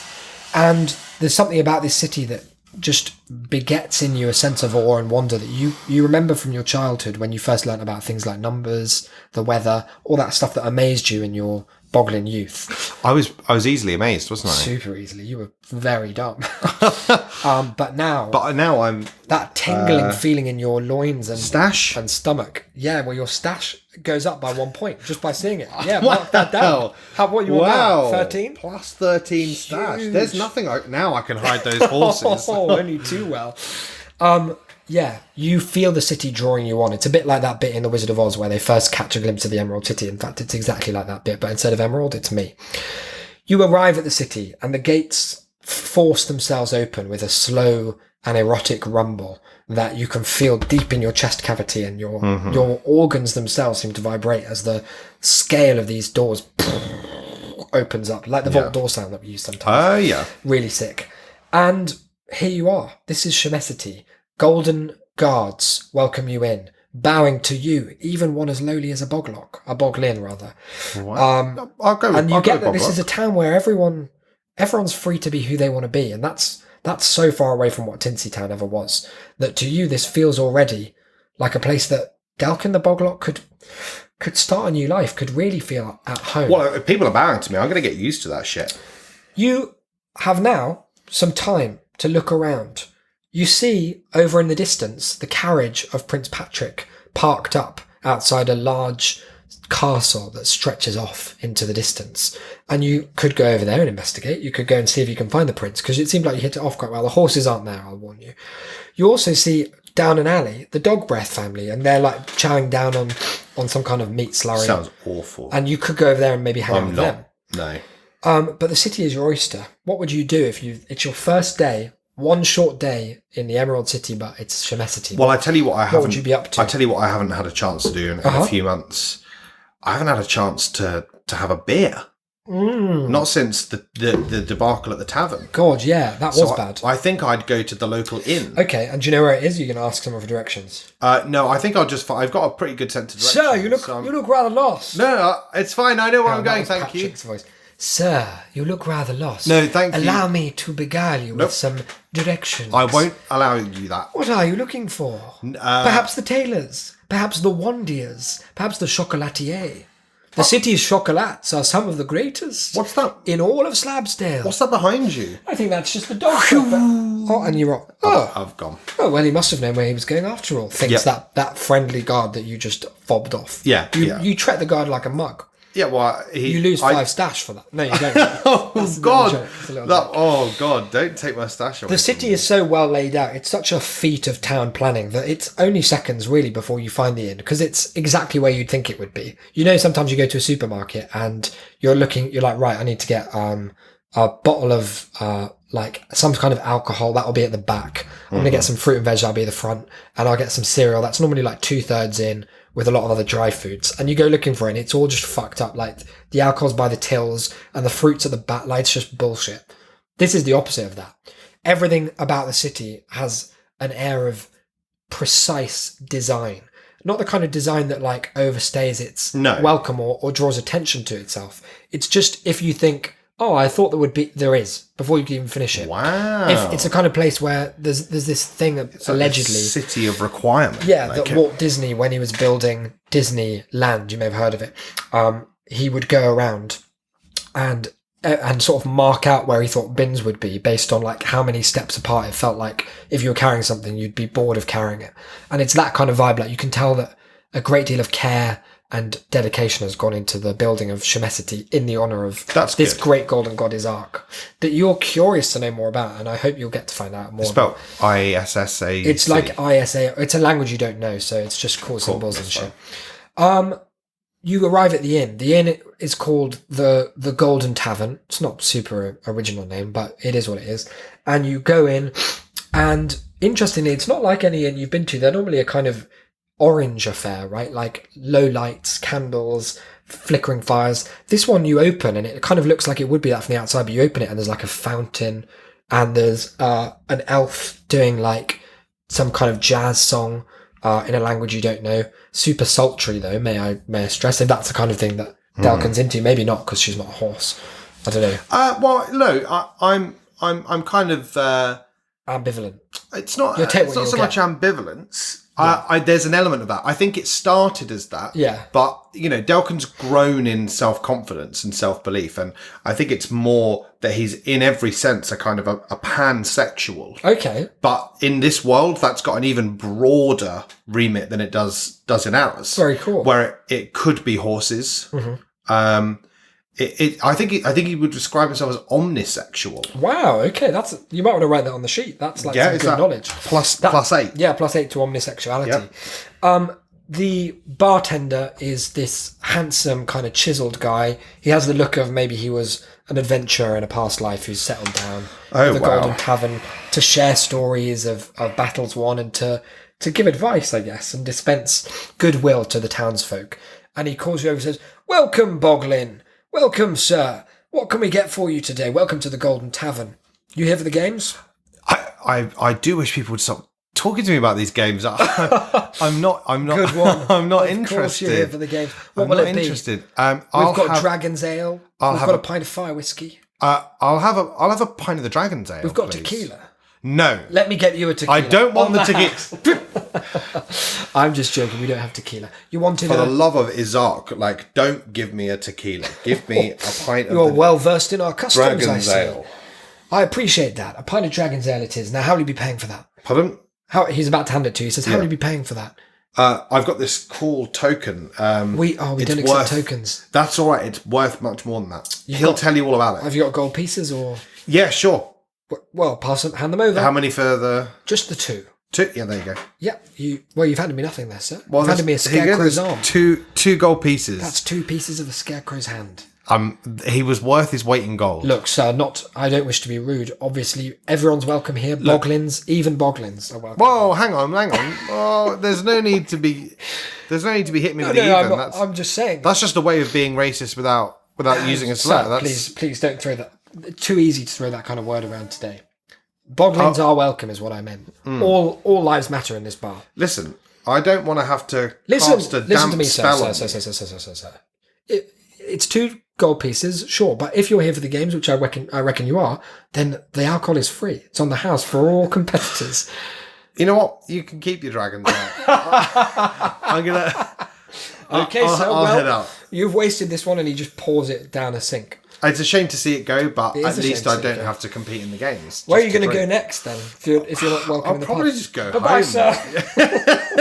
He says as you leave the I'll tavern. probably just leave Yeah, this you- Shemesity. And, Okay, so and what, you're head heading home. back to the gates? Yeah. Okay, so you walk towards the gates, and again, like, did you pay? What's Delcquest? I know Declan in real life, your sense of direction is pretty superior, but Delcquest, is he good at keeping track of where he's been, or does Yeah, he well, I just- mean, he found the inn, no trouble. yeah, but like I said, that was mostly because of the excellent city design. Yeah, well, and the excellent city designers helped him. Okay, Again. so does he easily find his way back to? Yeah, the yeah, gates? straight. He's Cool. Then he'll easily actually- see that they're shut. oh, Um, that's weird. there's the guard that you spoke to before is standing by the gates, so you could maybe go and No, Have a too late. chat. Too late for that. you could go and see if he'll let you I'll out. just have a kip. No, What, just it's all in the right. street? Yeah, why not? I've been living in the bog for. Excuse me, ages. sir. Excuse me, sir. It's the Golden Guard.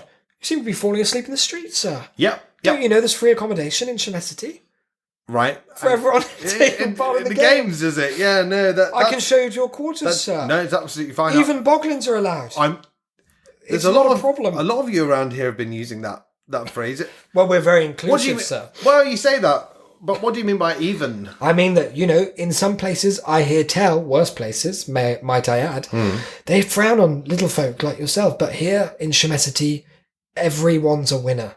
Every boglin, even boglins are allowed. Well, to you've done it again. participate. You see, you've done it again. You're sort of putting us in a. Follow me, sir. I'll lead you up to the, No, it's fine up because to the champion's I quarters. don't get accommodation because I'm not competing.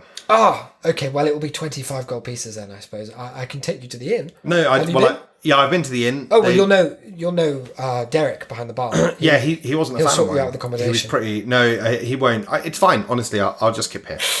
We've got quite strict anti-homeless laws in Shemesity because go on. we want everyone to have a home. So if you sleep on the floor, what I'm saying is you'll be sort While of he housed. says this, I'm going to jaw him. You can't start a battle with this guy. It's simply not possible. You get the sense that he would crush you in a single instant. Okay, well, And not I in a guess good you'll. way. I guess you'll have to arrest me. Okay. I hate to do that, sir. I tell you what. I You- feel bad about I'll tell that. you what you could do. No, you've can let made me me. out. You've made me reflect on my privilege here, sir, and I realise that when I said even, that could have been offensive to you. I tried was. to put myself in your filthy mud-caked boglin shoes, and in those shoes, I realise now that what I said was rude. So Well, it's offensive, yeah. here we go, sir. To make amends, follow me. We'll go to talk to Derek. We'll straighten all of this out. We'll get you some accommodation at the inn. And you say you're not taking part in the games. No problem. I'm not going to force you. Good. But we can get you at least one free night, just as my way of saying sorry, as a vassal for That's Shemesity. that's very kind of you. But Okay, let's shake hands You then. could just let me out. Once the city doors are closed at whatever time it is, we can't open them for a while. How long? When will they be open again? Well, after the games. Um, Because we can't have people coming in. We've got limited capacity. Well, but it's would not get coming full in. It's just me going out. If I open the doors to let you out, then of course it's not one way out, one way in. Obviously, someone will sneak in. No, it's fine because I'll hold them back. Not hold to back. disrespect you, sir, but you look. What's your strength? Just Pardon? out of curiosity. Yeah, it's +9. Oh, not good enough. You need at least a +50 to hold anyone out from these gates. So just in the interest of not causing calamity, just follow me. We'll go back to the Golden Tavern. Well, I'll have the one free night if that is going, but Absolutely. then and the games will be done by then, and I'll. It's I'll be out. it's a month-long affair, but you're going to have I'm not a great staying time. here for a month. You're going to have a hell of a time. So what am here. I supposed to do for the rest of the time? Well, there are certain sights and wonders. You could get a job, or you could just take part in the games. No, I don't want to do. Let's go and join the games, Delcquest. You hear the call token shouting about. He's- Whoa, what was that? Asks the guard. That's my call token. Do you want it? You're what? Call token. What? And what in the devil is a call token? Yeah, man? yeah. Good question, but he's annoying as It fuck. seems to be suggesting you should sign up for these games. Yeah, no. He always tells me to do things I don't want to do and shouldn't do. Okay, well, He once- I won't interfere. He once broke a ceiling of a tavern. That's a curious thing to tell a man before he leads you to another tavern. Uh, He won't do it again.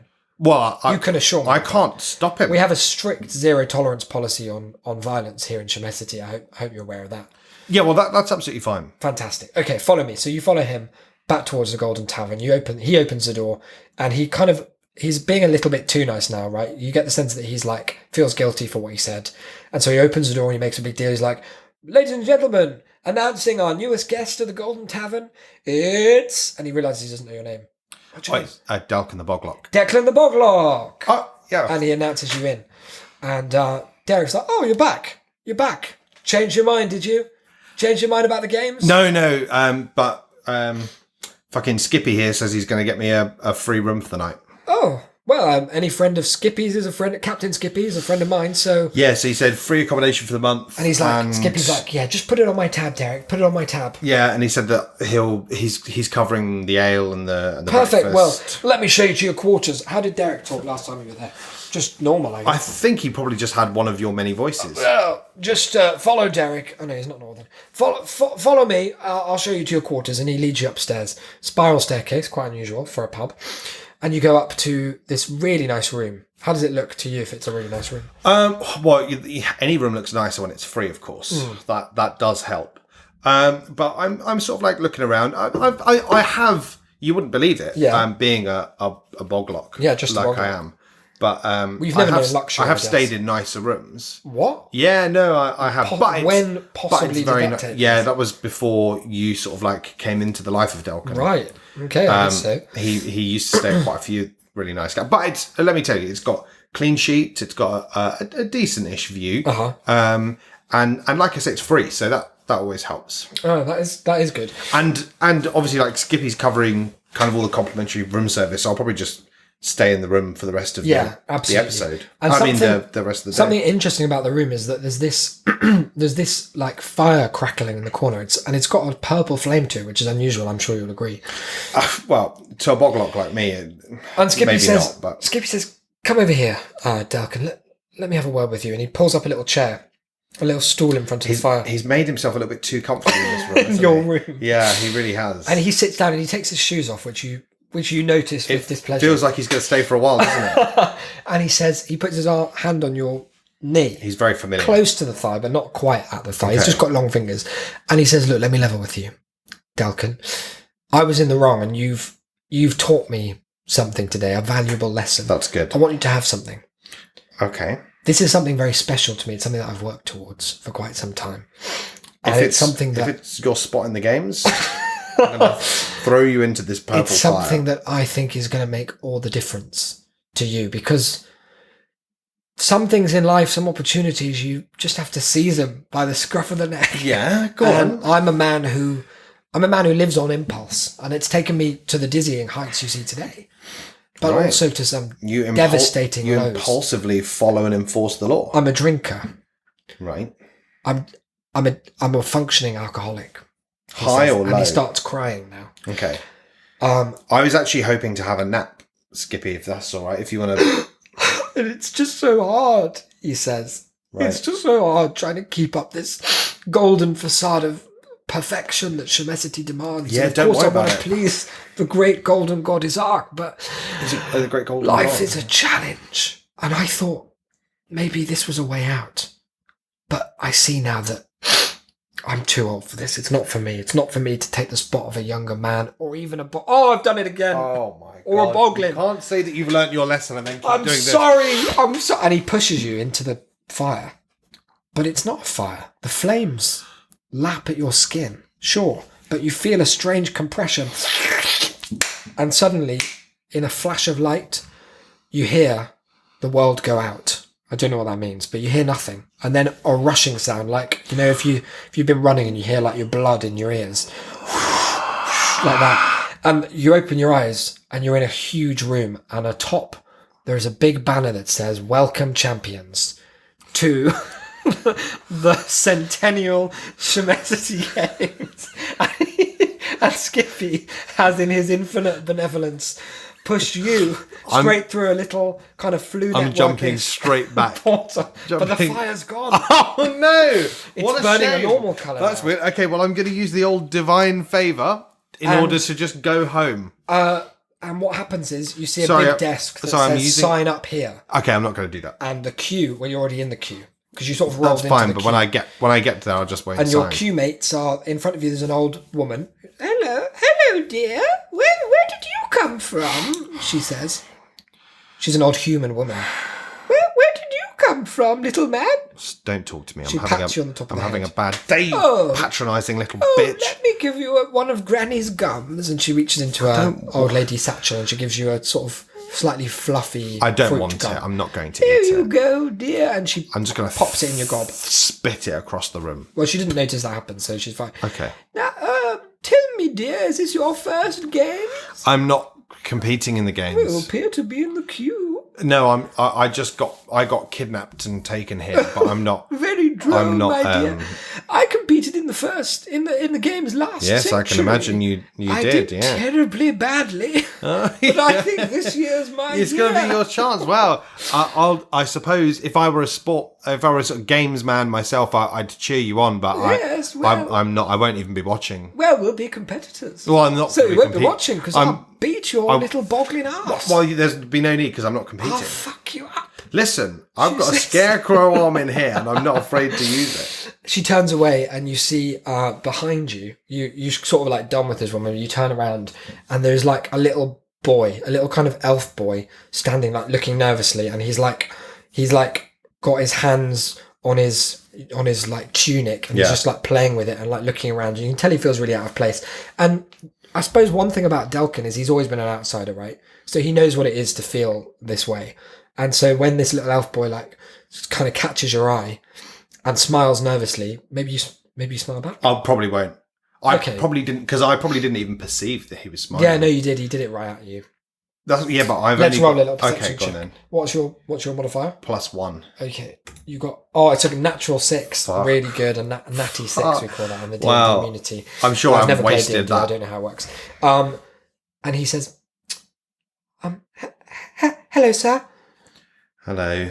My name's Ganymede, sir. And he puts out a hand to shake. I don't shake. Sorry, Ganymede. Sorry, sir. How silly of me. I forgot. In some cultures, it's not the done thing. Oh God, Ganymede, you're messing this up. You are. What brings you to the game, sir? I'm not part. Ganymede senses that there's like tension, and you can see his eyes are kind of welling up. He's really nervous. Like, you're really upsetting this little boy. Yeah, that's fine. I don't It's care. probably not, because you're quite compassionate. And like I said, you're an outsider. Ganymede seems to be an outsider, so maybe you'll make friends. I'm not. Can I jaw? Can I jaw? You him? cannot jaw. This is a no combat zone. So what brings you here, sir? I'm not the game? competing, and I listen. Why are you in the queue, sir? Listen, Ganymede. And at this point, the queue, like the person at the front, you can see there's like a big dwarf behind a counter at the front. He goes, next! And like one person leaves, and the queue all like moves forwards. And you are compelled forwards as well by the cool token, which like pulls you in your back, like wrenches you forwards. It's convenient, He's that, like, isn't it? Oh, but sir, you seem to be standing in the queue with us. What brings you here? Ganymede, listen to me. Am I asking too many questions, Enough sir? with the questions. I'm sorry, sir. I'm a very inquisitive... Just turn around. What Don't do look you at me. Turn around and face backwards in the queue, sir? Yep. But how will I know when to move forwards? Well, I'm sure that you'll be Will you tell compelled. me? Nope. Maybe you'll just... This is more questions, Ganymede, and I've asked for no more questions. Sorry, sir. If you can't handle this, then there's no Sorry, point in you signing up for these fucking games. Well, I don't think I'm a natural games winner, sir. You're but not. you see, I'm here to tell you you're it's not. It's my town, sir. There's a great blight. Yeah, everyone's got and those. I was hoping that if I won the games, maybe I could ask the great golden god Isaac for a boon. He's overrated. To relieve the blight He's overrated. from my town. If he were that good, and he'd save have, my mummy and little sisters. if he were that good, he'd have done it anyway. And my poor old dad. He's a fraud. My poor old granddad too. Yeah, look, we've all got. What are dying you granddads. asking for if you win? Well, I'm not asking Delcquest? for anything because, Mr. as I Delcquest? think I covered, I'm not competing. Okay. So I'm not going to be the asking queues move for forwards anything. again, and you're like moving. You're about 5 places further. You're only about 5 places from the front at this point. That's fine. When I get there, I can explain to them how I'm not competing. Okay. So, it was lovely to meet you, and best of luck in the games. I hope if we come up against each other, I hope we won't can be. treat each other you well. You better hope that it's not a game And I of hope you mental treat me with agility mercy, because sir. you are thick as shit. And Ganymede. I in turn will treat you with mercy and respect, sir. I'm gonna jaw you. I will jaw you. I don't think you mean that. I will jaw you Next! in the face. And you turn around to see that you're at the front of the queue.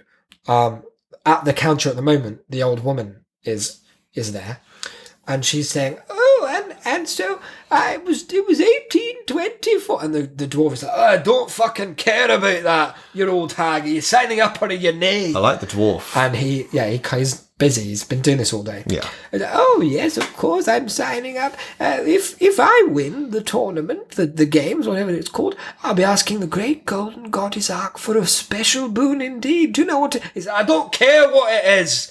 I don't give a fuck what it is, you old hag. And she can't really hear. She's quite deaf. I'll be asking for my youth so that I can spend my beautiful youth fucking around. Just like I never did. I was very celibate as a girl. I married the first boy that laid eyes on me, my cousin Albert, and he was a pitiful lover, let me tell you. Nothing there at all. Perfunctory, was it? And the dwarf's interest is actually kind of piqued by this point. And he's like, oh yeah, that sounds terribly forthright of you, madam. And she said, well, you've got to be at my age, nothing to be. And then she lifts her shirt off and just flashes the dwarf. Wow. And he's like, oh, I didn't need to see that at all. She'll be needing to win if she wants to fight. And so she's, where do I sign? And she signs down. He says, and there we go next. And he said, oh no, hang on. And he says to the old lady that she was number 1,000. So that was it. That was all the places filled. And he says, right, everybody, and he's addressing the whole crowd. He says, you're too late. You should have got here earlier. And Ganymede behind you immediately bursts into tears. Good. And maybe you console him. No. Do you want to roll to check if you... I don't. Okay, you don't console him. I don't. And Jaw? how do you feel, though? Maybe I'll just chomp about down this on him. whole thing. Yeah, I'm delighted because honestly, I was going to have to tell them I wasn't competing anyway. So Ganymede puts his hand on your shoulder and he's like, it's okay, sir.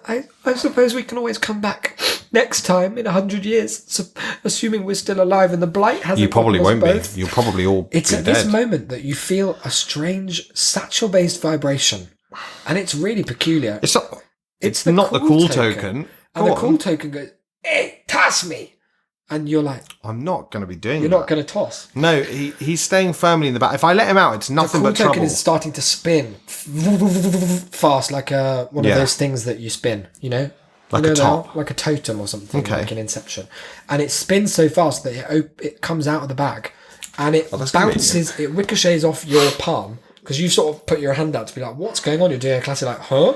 And it bounces off your palm straight at the old dear. And she's just turned back to the dwarf to say, and so when I win, I'll give you the biggest hand... And the token, right down her throat. He's always doing She's choking up. And the dwarf's like, somebody, do the Heimlich maneuver. And the dwarf himself doesn't seem that keen to like leave his post. Maybe he's not allowed to. Do you run over and help? Yeah, I'll give her the Heimlich maneuver. It's too late. She's dead. Oh, that's weird. We were not rolling and to the see dwarf if she's... says, well, I guess you'll be taking part. You'll be contestant number 1,000 after all. No, Ganymede. You and that little Ganymede, you can come together. I saw you both tried to save that old lady. That's fine. He could take the spot. Flasher. He could take the spot. So you can both take part. I'm not taking part. And he signs your name to the book. He's not allowed to do that. And with a slam. He's not allowed to contest. He's not allowed to forge my name. Oh God, I don't want to do this. Very cool. All my dreams coming true. Does this sparkling deserve everything that you do for me? I'm gonna change the world without any by my side. We will show you how much I love you. I'm Delcquest.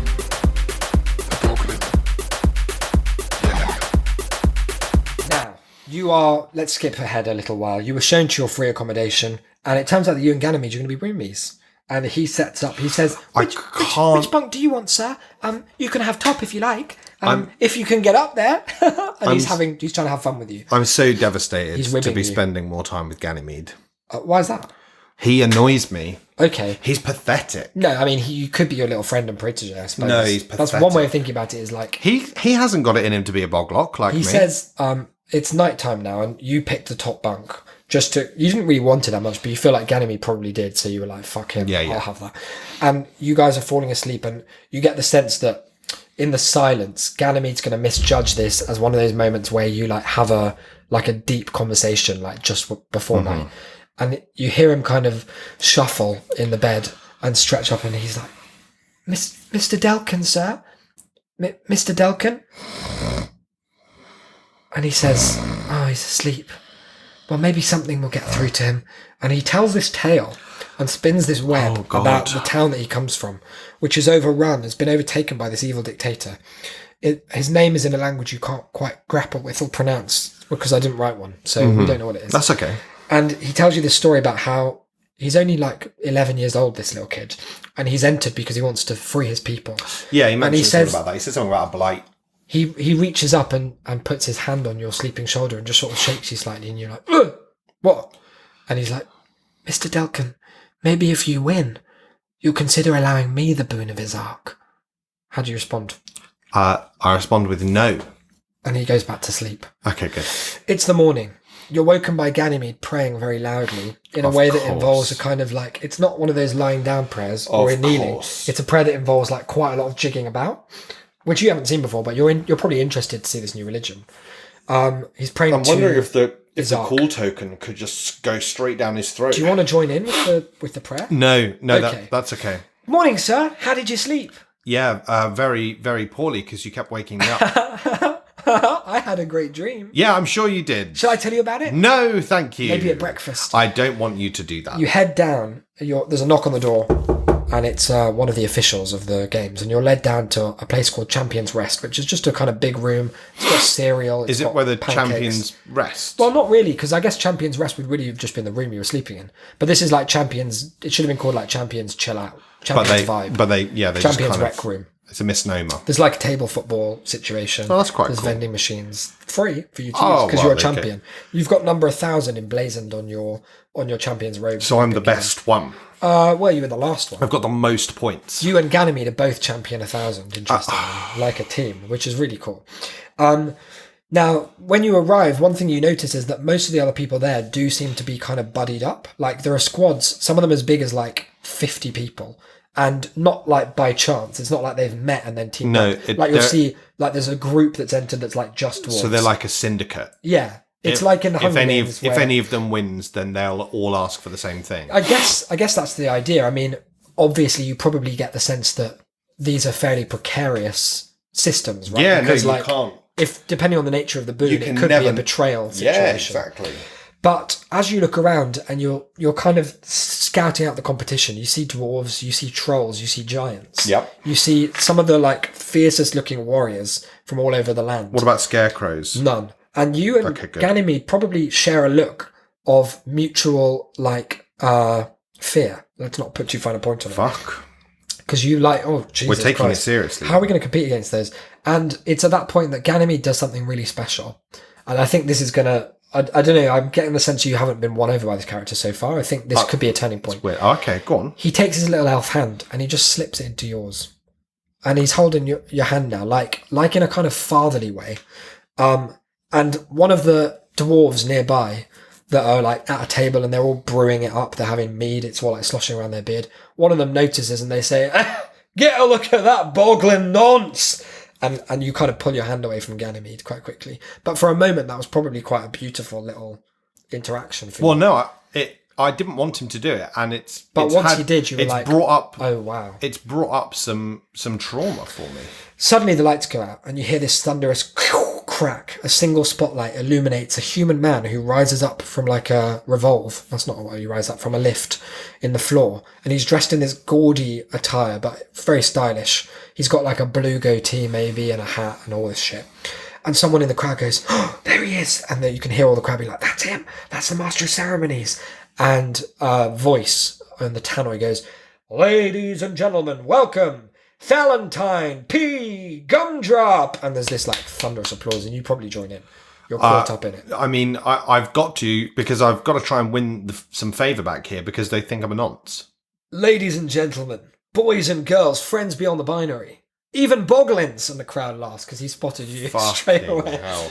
This town. It's like a boom boom when he says that too. That's actually terrible. "Welcome to the 450th Centennial Shamesity Games." And there's like fireworks going off. It's crazy up in there. Woo! "Folks have travelled from around the world for the honour of taking part in this unparalleled test of strength, ingenuity, and wit.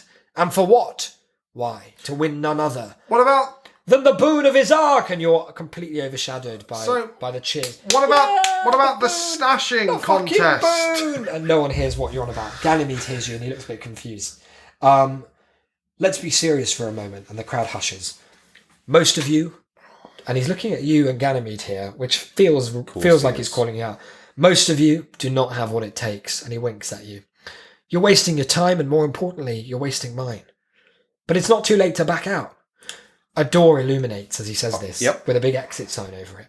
You can walk out that door, forfeit your place, and allow a more worthy competitor to test Ganymede. their We're out mettle. the door. A few people immediately leave, and you get the sense that it's like... Yeah, I'm one of them. What happens is there's this like testosterone-y kind of thing where like people are flexing. There's like a group of warrior women who all like start like flexing hugely and doing spins and flips and shit with all their daggers. Yeah. And there's a group of like ninjas. I don't even see any of this because I'm already out the door. And the ogres are just bellowing. And a few kind of weaker candidates leave, and you start to try to leave, sure, but the token... That blasted token, it holds you to the ground. I left him in my room. It fucking holds you. No, I'm out. I'm taking the bag off and I'm gone. And the door slams shut. No, as for the rest of I'm out of it. I'm on the other side. Follow me. He leads you through these huge doors into a courtyard. These dice have been no help to me. With risers filled with thousands of audience members cheering. And around the side you see caged beasts like dragons and trolls and all sorts of shit. It's dangerous looking. There's also a chessboard to one side, and you notice, like, that could be important later. There's a gleaming golden egg, a pit of spikes, all sorts. The first challenge will test your spirit, your heart, your dedication to the cause. They say if music be the food of love, play on. I came up with that, he says, and the crowd kind of titters, because Shakespeare didn't exist in this world. All right, so he did actually... And that's why your first challenge will be to create a musical tribute to the Shemesity Games. Woo! You can work alone or find a band and form the next great supergroup for Challenge 1. And the crowd starts to immediately like spring into action. The dwarves are like huddled and like, right, I'll play the drums. You get a tambourine note. You're going to be lead. And they're like planning the whole thing. Some of the like elven folk start this like perfectly choreographed dance routine. You kind of get the sense that they knew it was coming. Did you know it was coming, or no? Well, I wasn't going to compete as Ganymede taps you on the shoulder and says, sir, I've got to say I'm a bit nervous about this whole challenge. It's my first time doing anything like this. Yeah. Maybe you'd like to buddy up, or are you going to go alone? No, I'm going to go alone. Okay. Good luck then, I guess. Good luck, sir. The crowd cheers and it begins. There's this spotlight that comes out in the middle and everyone's just crowded around. There's drinks flowing. It's quite a vibe, actually. Like it sounds fun. like a sort of party. And you recognise some of the people. Fido and his family, the Dog's Breaths, they do this fucking beautiful, like, howling a cappella sort of thing. Wow. Whilst the Switch is crooning and he's like, well, we've got the breath of a dog. And he's properly like the crowd are lapping it up. They are fucking loving it. He knows how to play an audience. He's pure charisma. He winks at some of the much older women in the crowd. He can't stash. He's a baby dog. But you don't know that. He's got charisma. Prince Patrick and his envoys come out and Prince Patrick kind of sits there, to be honest, but the envoys act out this like perfect replica of the opera Troilus and Cressida, while Prince Patrick kind of does like, maybe he narrates. He pretends like he's conducting. Yeah. That's a good shout. He does exactly that. And then as more and more people come, there've been highs, there've been lows. Some people get booed, right? Someone starts to do slam poetry and they just get shot on the spot. And someone, like, there are quite a few people who just kind of bottle it and like, and just, they can't do anything. They leave. And then it's your turn. The spotlight finds you and you walk towards the middle. Mm-hmm. What do you do? Well, I'm gonna use a tactic because as you remember, like, I've been trying to leave. Yeah. I think I've been quite clear and consistent in that. This is me, Isaac, now, out of character. There's no way to leave. The Shemesity Games, once you're in, you're in. Yeah. It's one of those like Goblet of Fire situations. Yeah, no, that's absolutely fine. But having heard what happened to that other guy, I'm just going to stand up and I'm going to announce that I'm going to do a slam poem. And then just let them shoot me, I suppose. They're not anti-slam poetry. They just didn't like the cut of the last guy's jib. Okay, well, I'll just do a slam poem then, maybe. Okay, well, when you're ready. Get on with it! And you can see Fido Dog's Breath in the crowd, like, giving you a thumbs up with his kind of mangled paw. I'm just going to sort of, like, give him the finger. And the Switch is like, you got this, kid. You can sort of hear him. He didn't say that out loud because he's probably quite far away, but you get the sense that he said that. And so it sounds like what's happening for you at the moment is a sense of panic is setting in because you weren't prepared for this, right? Well, I'm not panicked because I don't mind losing because I've not come here to win.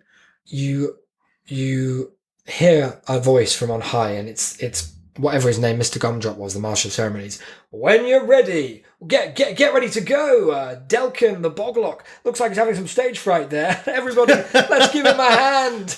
Get him on his way. Woo! And the crowd cheer, but there's a cheer and there's a jeering element. And you get the sense that maybe this is your chance to show the world that Boglocks can be more than just a laughingstock, more than just a mud-footed, freak, father-killing, noncing barrel of laughs.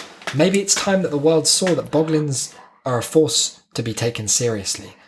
And it's just at this point, as you're standing there, the spotlight on you so painfully bright that you can't even make out the crowd, that you feel a little hand slip into yours. If this is Ganymede, I'm going to yeet the little div into the abyss. A lute out of his cloth bag. Oh, and no. Says, it's okay, sir. We'll do it together. You're going to have to start, though. I'm not singing with you, you dastardly elf. You in 2, 3. My name's Ganymede, and your name's Delcquest. And I'm not with you. I'm not with this little elf. Ganymede. I hate and his him. party, Delcquest. Stop saying that we're gonna friends. be best friends. I'm not your friend. I'm not even an acquaintance. Because we're Boglock and Elf. We're just a Boglock and a bloody join in. We're Boglocks and Elf. Join in quick or they'll notice that you're not taking part and that I'm carrying this whole thing and we'll be kicked out together. We're 1, 2, 3. We're the Boglock and Ganymede is trying his best out here. He is. And you're not giving him anything to go with. You're going to have to. No, as he said, we'll get thrown out if I... Thrown out is a euphemism for killed. Yeah, that's all right. I've only got 16 health left. It looks like Ganymede's carrying the old fool. Yeah, everybody get some fruit ready to pelt at Delcquest if he doesn't join in. Yeah, that's okay, guys. Take Throw it from the fruit. chorus, Ganymede. I'm quite hungry. 1, 2, 3, we're a Boglock and an elf. You need to know the truth about his art. Your golden god is a fraud. Oh, There's no such thing as his boon. He's a liar. You're just a pair of Boglocks. You're worshipping a false idol. Well, you take this You chorus. need to take Jesus Christ into your hearts. Do a spoken word thing. Yeah, so I'm not with this guy. I'm not with this little elf. We're together. He's a little elf. He's div. my dad. I'm not his dad.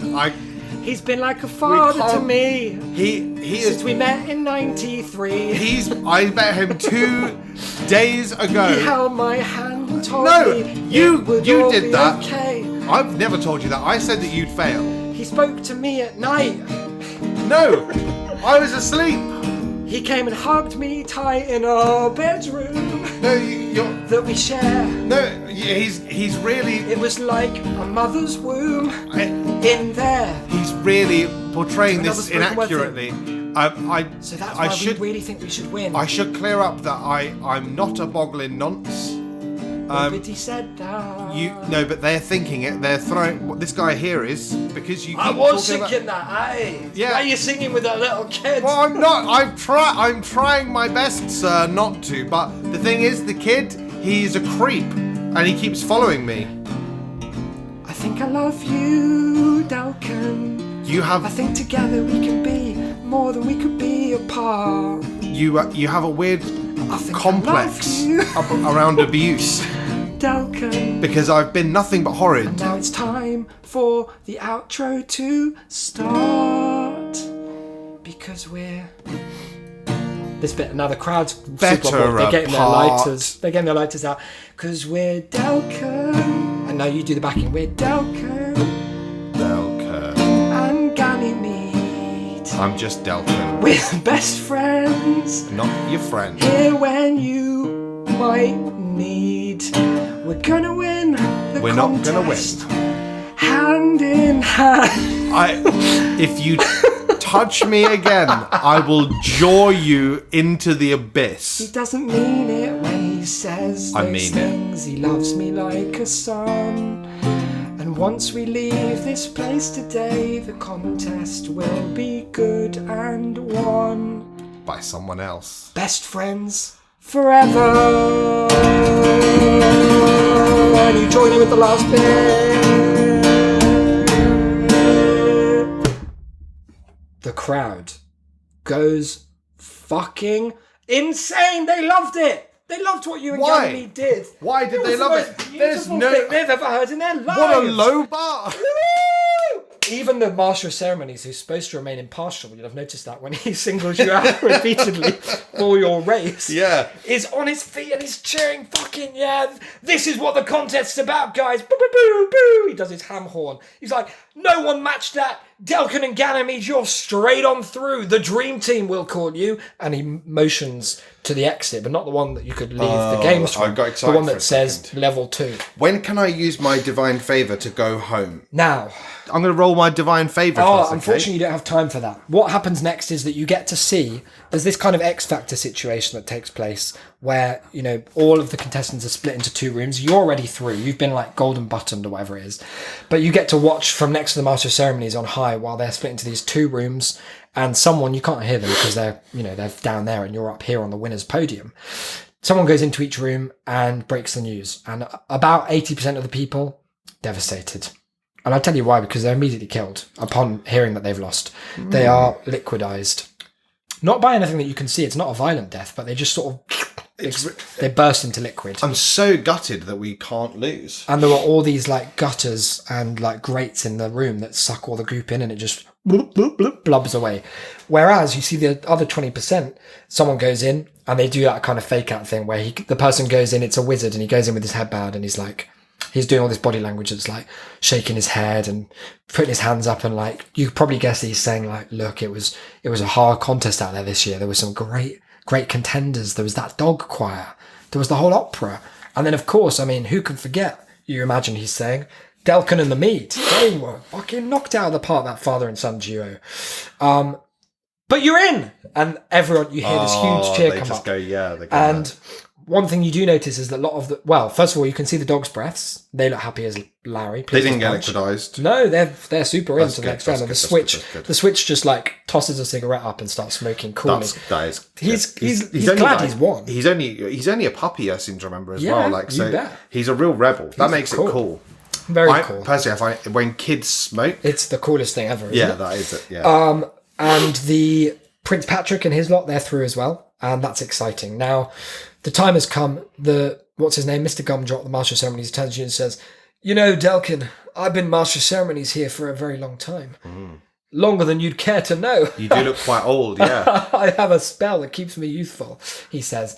"But I've been running this thing since the start, and let me tell you, mano a mano, I've never seen anything like you did today. I've never seen that much spirit, that much fear, turned into that much art and beauty. And if you keep that up, my boy," and he gestures behind him to a big golden door with like an intricate set of jewels and lines and symbols and markings, "you'll be the one getting It's not- Zark's golden boon." It's not sort of like the door from. It's sort of like the door from Gringotts in Harry Potter 1, he says. You don't know what that is, but don't worry about it. It's something from another world. And how do you feel when you hear this? Because your whole life you've been a cunt. No one's cared about you. But now Valentine P. Gumdrop is saying you've got what it takes. Not just to do well, but maybe to win. But I don't want to. I want really am Zark's not. golden boon. It's the only way out of here. But I don't. You could win the wish to never be bothered again by any of these antics. Oh yeah, That could be the boon you asked for. Asked and answered. And I'll get that. Yeah. Zark is a straightforward god. He gives what you ask. So No caveats. So if Delcquest won, he could ask that there be no more Delcquest Quite possibly. ever again. Well, I don't know. Delcquest doesn't know about Delcquest, right? Because this is an out of character thing. He It's just his life. He maybe could he ask could to die. Yeah. Yeah. Delcquest can ask to die. will. Yeah. And he's going to be very specific about it because he's. It's not one of those you can come back from. No, death. you can't come What back. about from, like a death He's not of in an the spirit? afterlife. He's not like he is. What if he's nothing. dead to his friends? He's just nothing at all. Wow. But how would he ever be a boglock if He's already a boglock. It's just he's not. it's just a vibe. It's super Being a hot. bog. He's been getting away with calling himself a boglock all day. So that's basically the same thing. You and Ganymede, hand in hand, you start leaving to take the steps. And as you do, you realise, why God, must he keep holding my hand? because he thinks he's your little baby boy now. Yeah, but and he loves you. he's like a mentally grown-up unwell, dad. and He's I not, he's a want little him to be kid. committed. No, you've got to look after each other. He saved your bacon in that last one. I wanted to die. I wanted to be liquidated. You didn't want that. You didn't want that. I did. You're confused. Because I was not You'd have only come confused. back as some kind of goo monster in the next step. in an expanded version of the games. Let me, as Game Master, just tell you the only way for you to die is to get the boon of his eye that grants you the peace you wish. No other death would be permanent. You know you'd be brought back. You realise as you're heading down, oh fuck, where's my satchel with the call token? And you left it. Oh, you left it by Thalentine's fine, desk. oh well. So you go back up to the I don't champion's go podium. back. I don't want to. And as you approach, you hear voices. And this is what you hear. Thalentine is saying, look, they got through that one. Quick as you like. That's 20% of the crowd. That's too many. We need to thin the herd. We need to whittle it down to the bravest of the bravest, the boldest of the boldest, the best of the best. And he's talking to this old bearded man that you sort of peek round the corner and you see he's got this long, dark beard. And the bearded man said, too easy, my lord. I quite agree. The next challenge will whittle things down nicely. And then he does this evil cackle. It's like, like that's really weird. It's really It's not, odd, isn't it? It's not good, is it? Good, says Valentine. See that it does. We can't have anyone coming too close to victory. I want the whole lot of them dead before they're within 100 feet of the finish line. As you wish, my lord. As it has been, and as it shall be. Delcquest. No one shall salivating. win the Shemesity game. Yep. No, that's fine by Delcquest. It's not because I've told you that the only way for this to end is for you to win and ask Izark to kill you. But he's not going to. This is a guarantee. If you can make it through the Shemesity games, Izark will kill you, and it's the end of Delcquest. This is just how it works. I wonder if it's at all possible for me to win. My lord. Yep. So it will be. We'll see that no more of them come within a hair's breadth of Izark's golden tomb. He's got a different laugh that time. Oh, but it's still equally as awful. And the adventure ends. Not where it begun, but with Delcquest level 3 now. And with, may I say, having entertained that whole crowd, a +5 charisma. Yes. So where does that take you up to? Oh. You can add 5 to your charisma. I see. Where does it take you to? It takes me to +1. Sick. It was not good. The journey before. of 1,000 It was miles. not good before, was it? You'll have unlocked some new spells that we'll see in the next episode. My agility, Delcquest. anything? It's actually got worse because you got a bit older. Okay, so what? It's -2 now? Yeah, sorry about that. It's Fuck's -2. sake. I'm sure At it will least come my up. omnisexuality, that's still +8. and that's- +9 because now so many new beings. You actually got turned on by the goo that those people became. And you jacket to it that evening. I'm always with discovering. Ganymede in the room, which That's is the- illegal. Well, yeah. Yeah, I mean it's It straightforward. is a crime, yeah. That's where we're going to leave it for today. Now, Goodness. I'm out of character. I don't know about you. Do you need a moment? It was, no, I think... Cool. Hang on. No, I've You're got out. it. Yeah, I've got it. Let's just reflect very briefly on what we've learned and what's happened in this very long episode. I think what we've learned is that you're a liar. I think I don't know what you mean. I think you mean that's- like a player of the lyre? No. Because it's a guitar. Because you kind of... You sort of implied that there was going to be more more of a natural, Yeah. less contrived... Well, there was. You've got your character sheet. You've got to make. A lot It of didn't choices. really... It didn't You got do to draw anything. that guy. It didn't do anything. You got to draw him. Didn't you? Well, it wasn't a guy. It was just an arm. It was a crow's arm, scarecrow's arm, Yeah. and you had a lot of fun drawing it.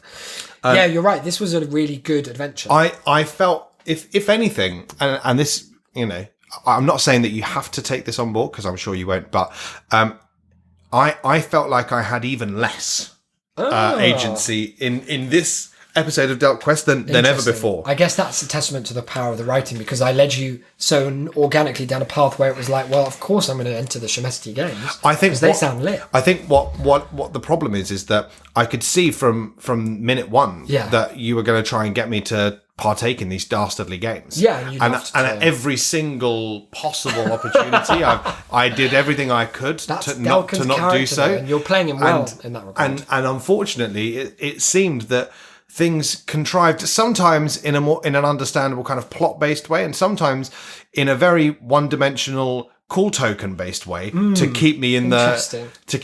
in the games. And then it seems that there's been this. I don't know how Delcquest would have been made aware of this, but Are you going to say there's like a theme or like a narrative arc? No, nothing like that. Nothing like that at all. Oh. No, it just seems like there's been implemented this definitive kind of like ruling that he must either win or he'll continue to be tortured. Well, that happens sometimes, right? That's just life for you. But it's just weird how that. It's just weird. That some paths lead to some places. Like if you're on that path, it feels like the paths in these Delcquests, they lead inexorably towards all the things I don't want to do. That's so and nor weird. does Delcquest. Yeah. Well, that's really interesting. I'll take all that on board. I'm sure. The next one's written already, but I mean, maybe the one after that will just make some changes. Well, there might not be a one after that if I. Well, there are. You don't know how many games there are. We've only done the first of what could be. No, there are three. There are 3 games. So over the next couple of months, couple of weeks, couple of eps, we'll see what happens to our brave hero Delcquest and his little boyfriend Ganymede. Don't say boyfriend. I meant like he's a friend who's a little boy. Well, he's not his a friend. his little boy, friend. Yeah. He's not my friend. Now, if you've enjoyed Delcquest, well, I suggest you go back and listen to the first 2 episodes of it because they were as good. I suggest that you seek some therapy. And don't worry, there's more to come in future. We've got a whole other bunch of stuff for you to get involved with. First and foremost of which is the Patreon at patreon.com/shamecity. Hang on. No, there's nothing. I haven't thought about it. There's nothing. Where for the low cost of $5 a month, you can gain access to thousands of bonus episodes. Just so much content. New ones weekly as well, but you get the whole backlog immediately in your own special RSS feed, and it means you're helping out the show in a big way. A huge way. Will you plug our Twitch? Because that's our second big vibe. Yeah, we stream over on Twitch that you can go either to twitch.tv/shamecity, that's got 2 Y's at the end, or you can go to shame.city/twitch. We stream there. We stream there on Mondays. We're affiliates now. On Tuesdays. On Wednesdays. On Thursdays. Yeah. Not on Fridays. And not on Saturday, but on Sundays also. Usually, yeah. That's give us a follow. Huge thing. If you give us a follow, and it will tell you when we go online. Yeah, and also, if you really like it, then once we start claiming that affiliate status, you can get a subscription. And you'll going. get some fat emotes. You're going to get so many emotes. It's going to be crazy. insane. It's going to be one emote. Isaac's face. Yeah, that's Isaac's face again. Isaac's face doing all these different faces that he does. Wearing one of his masks. Yeah, it'd be really cool for you. We've got a Discord over at shame.city/discord where you can come and hang out. It's just chat, isn't it? You can just chat with us. It's just chat. And I think patrons get access to special things on the Discord. I can't remember if that's true. You certainly get a different coloured name. That is good. That's all the main stuff. Now, this has been one hell of an episode and one hell of an anniversary. And my reflection on the 4 years of the show is it's still going. It certainly is. Much like Delcquest in the Wastelands, in the Shemesty games, he's still standing. He's got another day ahead. Oh, and I don't want people to read too much into that because Delcquest, he's desperate to die. Yeah. And he's awful. Which is not to say that the show is. It's not a complete analogy. It's just hinted at some of the things. Exactly. But I think we've got another year in us. Take it to the big 5. And until not until then go full network. Yeah. Until next time, guys. And thanks for celebrating 4 years with us. I'm sure you've done all kinds of celebrations at home. I've been Isaac. I've been Declan. See you in the Shemesity Games. Bye, guys.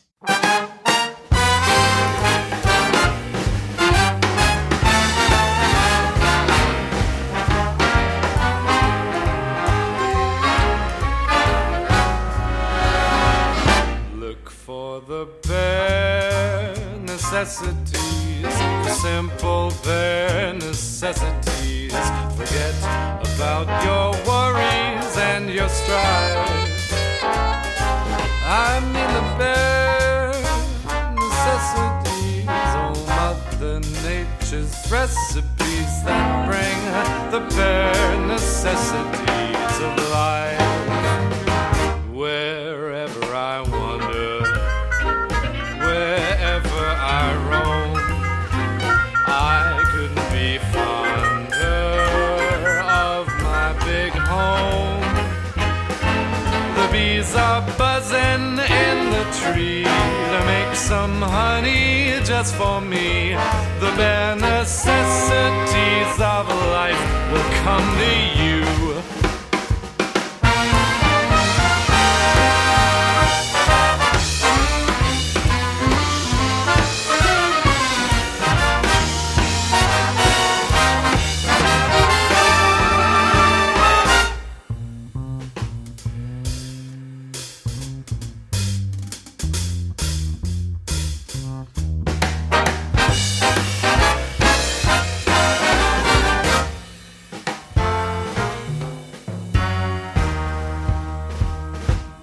For the bare necessities, the simple bare necessities. Forget about your worries and your strife. I mean the bare necessities, oh Mother Nature's recipes that bring the bare necessities of life. Wherever I wander, wherever I roam, I couldn't be fonder, my new home. The bees are buzzing in the tree to make some honey just for me. The bare necessities of life will come to you. Necessities, the bare necessities, the bare necessities of life will come to you.